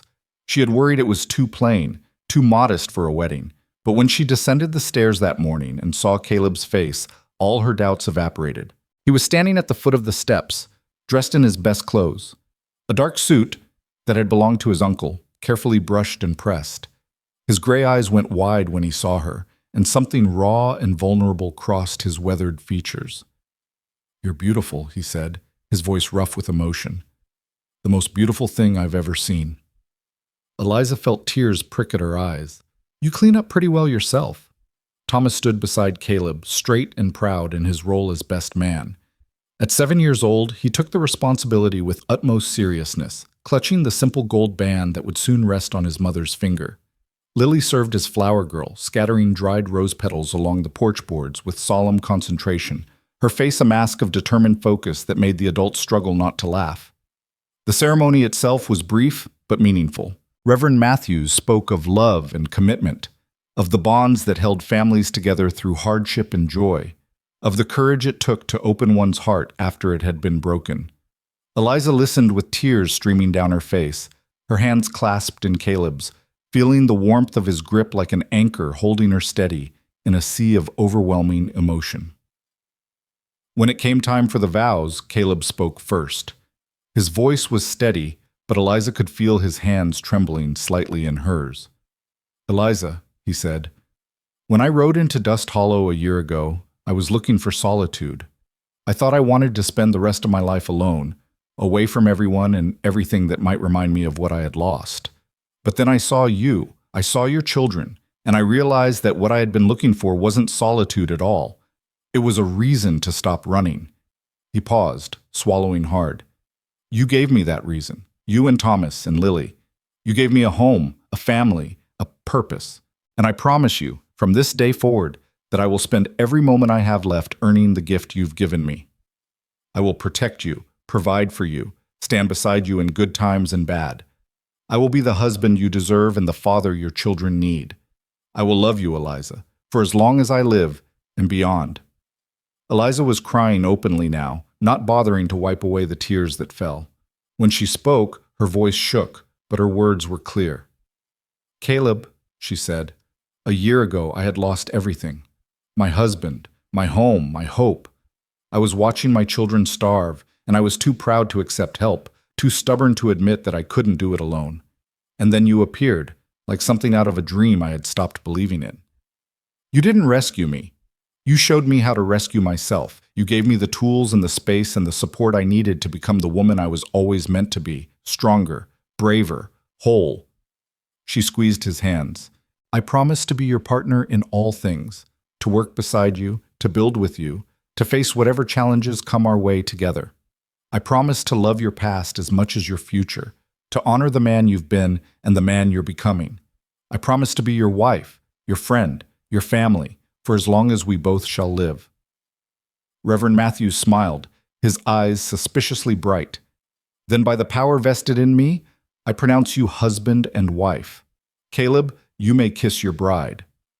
Caleb pulled her close and kissed her, not the gentle, tentative kisses they had shared before, but something deeper, more certain, a promise sealed with the touch of lips. The small gathering erupted in cheers and applause, and Lily squealed with delight, throwing the remaining rose petals into the air like confetti. The celebration that followed was modest but joyful. Margaret Holloway had organized a feast, roasted chicken, fresh bread, vegetables from the garden, and a cake she had baked herself and transported carefully across 20 miles of rough road. They ate on the porch and in the yard, laughing and talking as the afternoon light slanted golden through the turning leaves. Thomas approached Caleb while the adults were distracted, his young face serious. He stopped, corrected himself. Caleb, I need to ask you something. Caleb crouched down to the boy's level. What is it? Now that you're married to Mama, Thomas hesitated, struggling with words that were too big for his 7 years. Does that mean you're my father now? The question hung in the air between them. Eliza, who had overheard from nearby, felt her heart seize in her chest. Caleb was quiet for a long moment. Then he spoke, his voice low and careful. Thomas, I can never replace your father. Jonathan Moore was your papa, and he loved you very much. Nothing will ever change that. He put a hand on the boy's shoulder. But if you want, I would be honored to be something else. Not a replacement, but an addition. Someone who loves you and your sister, who will teach you and protect you and be there for you for as long as you need me. Thomas considered this, his brow furrowed in thought. Like a second father? Like whatever you want me to be. A slow smile spread across Thomas's face. I think I'd like that. Caleb pulled the boy into a hug, and over Thomas's shoulder he met Eliza's eyes. She was crying again. She seemed to do nothing but cry these days, but these were tears of joy, of gratitude, of love so overwhelming she could barely contain it. This was her family now. Broken and mended, built from the wreckage of loss and the stubborn refusal to surrender. It was not the family she had imagined when she was young, not the life she had planned, but it was hers, and it was beautiful, and she would fight to protect it with every breath in her body. The guests departed as the sun began to set, leaving the new family alone in the golden twilight. Lily had fallen asleep on the porch swing, exhausted from the excitement, and Thomas had retreated to the barn to check on the animals one last time before bed, a responsibility he took with solemn pride. Eliza stood at the porch railing, looking out over the valley that had become her home. The mountains were purple in the fading light, the fields dark and peaceful, the river a silver ribbon in the distance. She felt Caleb come up behind her, felt his arms wrap around her waist, felt the solid warmth of him against her back. Mrs. Hart, he murmured against her hair. How does it feel? Strange, she admitted. Wonderful, terrifying. Terrifying. She turned in his arms to face him. I've lost so much, Caleb. Everyone I've ever loved, I've lost. My father, my husband, my mother. Part of me is waiting for this to be taken away too. His hands came up to cup her face, tilting it toward his. I can't promise you forever, Eliza. No one can promise that. But I can promise you today, and tomorrow, and every day after that, for as long as I'm able. His gray eyes were fierce, determined. I will not leave you. Not willingly, not ever. Whatever comes, we face it together. She believed him. Against all her instincts, against all the lessons life had taught her about the fragility of happiness, she believed him. Together, she whispered. He kissed her forehead, her cheeks, the tip of her nose. Together. They carried Lily up to bed together, Caleb lifting her sleeping form, while Eliza pulled back the blankets and tucked them around her small body. Thomas was already in his cot by the window, pretending to be asleep, but clearly still awake, his eyes squeezed too tightly shut. Eliza kissed his forehead, and he smiled without opening his eyes. "Good night, Mama." "Good night, sweetheart." She and Caleb retreated to their own room, their room now, a space that had been his alone for so long and would now be shared. It felt strange and right all at once. This new intimacy, this crossing of a threshold that could never be uncrossed. They did not speak much that night. There would be time for words later, a lifetime of conversation stretching out before them.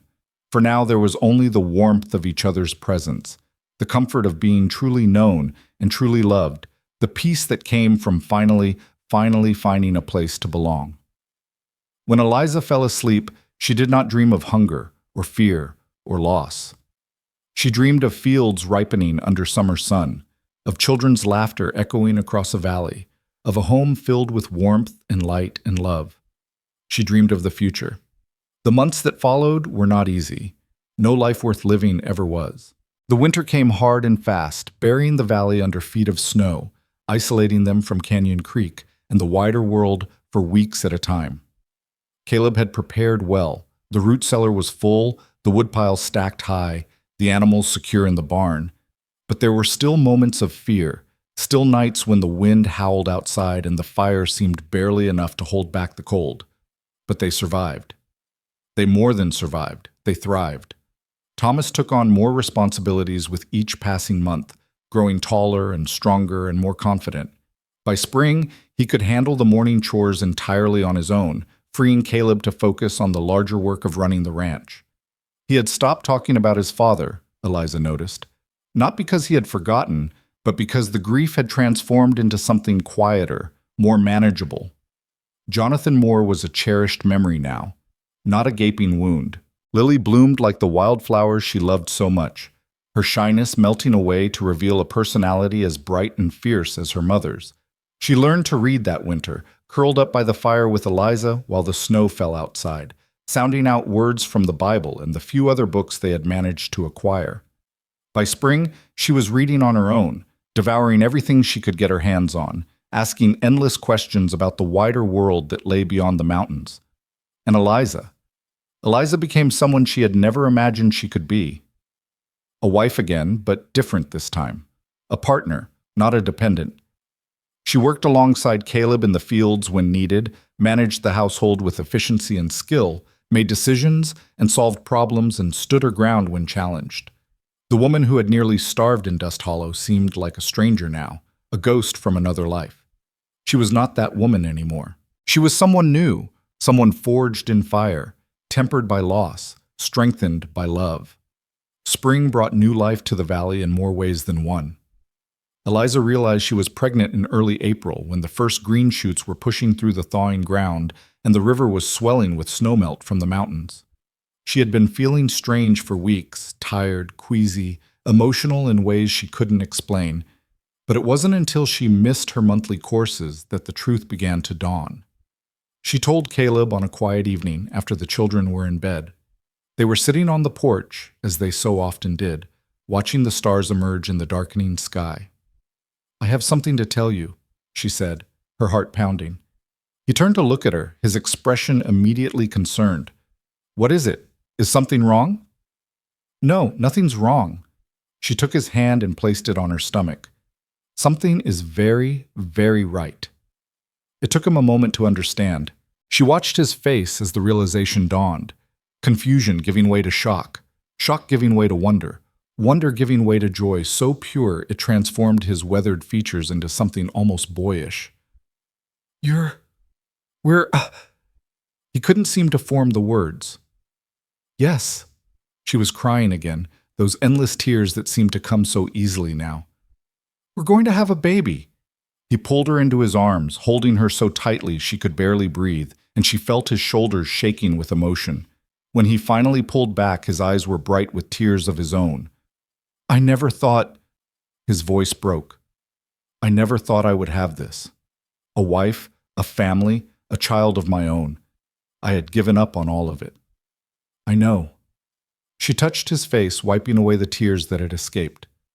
"So had I." They sat together in the darkness, wrapped in each other's arms, contemplating the miracle that was growing inside her. A new life, created from their love.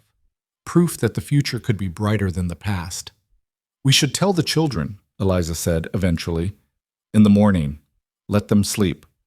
Caleb pressed a kiss to her hair. "Let us have this moment. Just for us." They told Thomas and Lily at breakfast the next day, and the reactions were everything Eliza had hoped for. Lily shrieked with delight, bouncing in her chair, already making plans for the baby she would help care for. Thomas was quieter, more thoughtful, but his smile was genuine. "I'll teach him to fish," he said. "Or her. I'll teach them everything." "I'm sure you will," Caleb said, reaching over to ruffle the boy's hair. "You're going to be a wonderful big brother." Thomas beamed, and something in Eliza's chest expanded to make room for all the love she felt in that moment. Her family. Her beautiful, improbable, hard-won family. The pregnancy progressed smoothly through the summer months.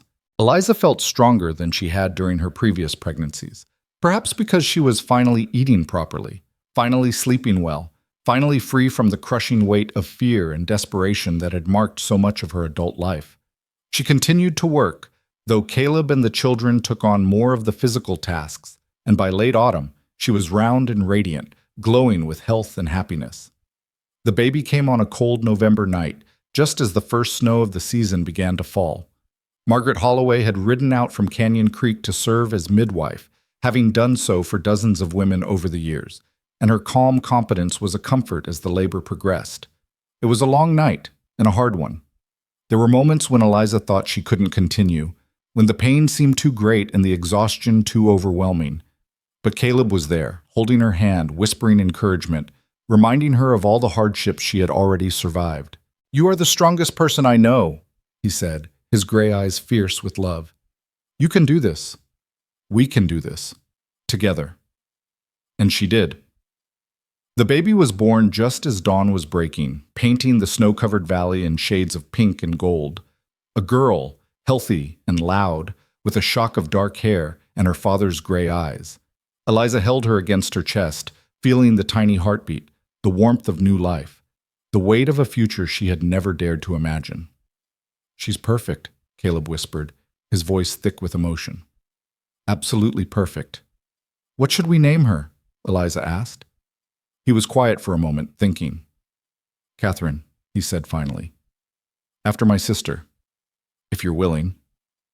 Eliza thought of the story he had told her, that night on the porch so long ago, the sister he had lost, the guilt he had carried, the love that had never faded. This was how he wanted to honor her memory, by giving her name to this new life, this symbol of hope and healing and second chances. "Catherine," she repeated, "it's beautiful." They brought the children in to meet their new sister. Lily was beside herself with joy, reaching out to touch the baby's tiny fingers with wonder in her eyes. Thomas was more reserved, but when Eliza placed Catherine in his arms, showing him how to support her head, his face softened into something tender and protective. "I'll take care of her," he said solemnly. "I promise. I know you will." Eliza watched her children together, all three of them now, her son and her daughters, her reasons for living, her greatest accomplishments. "I know you will." The first year of Catherine's life passed in a blur of sleepless nights and precious moments, of first smiles and first words and first steps. The ranch continued to grow and prosper, the herds expanding, the fields yielding more each season. Caleb hired a hand to help with the work, a young man from Canyon Creek who was grateful for the employment and proved to be reliable and hardworking. Thomas turned 9, then 10, shooting up like a weed and developing the broad shoulders and capable hands of the man he would become. He could ride as well as any adult now, could handle a rifle with accuracy and responsibility, could manage most of the ranch tasks without supervision. Caleb taught him everything he knew, and Thomas absorbed it all with the intensity of a boy who had found his calling. Lily turned 7, then 8, her reading skills advancing to the point where she had devoured every book in the house and was constantly begging for more. Margaret Holloway began lending her volumes from her own collection, and Lily returned each one with detailed opinions about the characters and plots, displaying a critical mind that delighted everyone who knew her. And Catherine grew from infant to toddler to little girl, her gray eyes sparkling with mischief, her laughter filling the cabin like music. She was fearless and curious, always getting into things she shouldn't, always asking questions, always demanding to be included in whatever her older siblings were doing.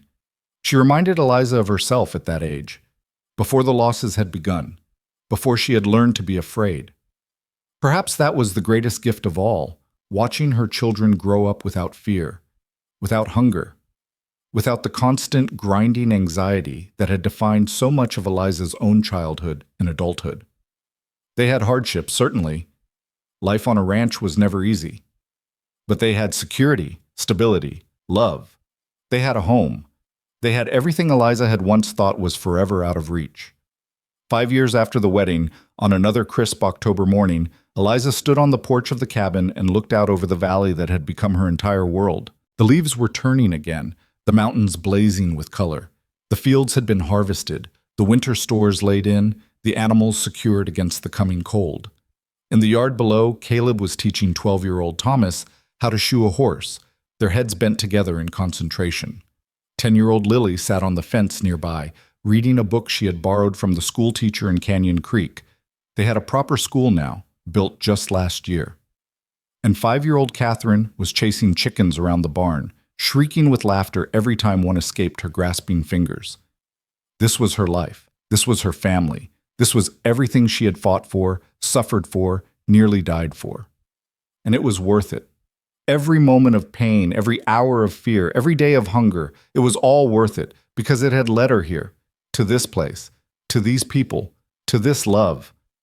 Caleb looked up and caught her watching. He smiled, that rare, full smile that still made her heart skip after all these years, and raised a hand in greeting. She waved back, feeling tears prick at her eyes. She cried so easily now, but they were almost always tears of joy. "Mama!" Catherine came running toward the porch, her dark hair flying, her gray eyes bright with excitement. "Mama, I almost caught one. It was this close." She held up her hands to show a tiny gap between her fingers. "That's wonderful, sweetheart. Maybe tomorrow you'll catch it for real." "Can I keep it if I do? Can it be my pet?" "We'll see." Catherine's face fell into a pout, but it lasted only a moment before she was distracted by something else. A butterfly, perhaps, or an interesting rock. She ran off again, her attention spinning from one fascination to the next. Caleb climbed the porch steps and came to stand beside Eliza, slipping an arm around her waist. "What are you thinking about?" "The past." She leaned into him, breathing in his familiar scent. "The future. How different everything could have been." "Different how?" "If you hadn't ridden into Dust Hollow that day. If you hadn't stopped. If you hadn't—" She shook her head. "I try not to think about it too often. It frightens me." "Then don't think about it." He turned her to face him, his hands on her shoulders. "Think about this instead. Think about what is, not what might have been." "And what is?" He kissed her forehead, her cheeks, her lips. "This is a woman who saved herself and her children against impossible odds. This is a family built from the ashes of loss and the stubbornness of hope. This is a life that was earned, not given. And this—" He gestured at the valley spread out before them, at the children playing in the yard, at the cabin standing solid and warm behind them. "This is home." Eliza felt the tears fall, and she didn't bother to wipe them away. "Home," she whispered. "Yes, this is home." She thought about the journey that had brought her here, the cramped room in Dust Hollow, the stale scraps her children had eaten behind the saloon, the crushing weight of pride that had nearly destroyed them all. She thought about the day she had finally surrendered, the wagon ride through the mountains, the moment she had first seen this valley spread out before her like a promise. She thought about the outlaws, the fear, the moment she had fired a rifle for the first time in her life. She thought about her mother's dying words, the journey to Pennsylvania, the closure she had found at the end of a 1,000-mile road. She thought about Caleb, the man who had appeared from nowhere and offered her everything, the man who had never asked for anything in return except the chance to love her, the man who had become her husband, her partner, her best friend.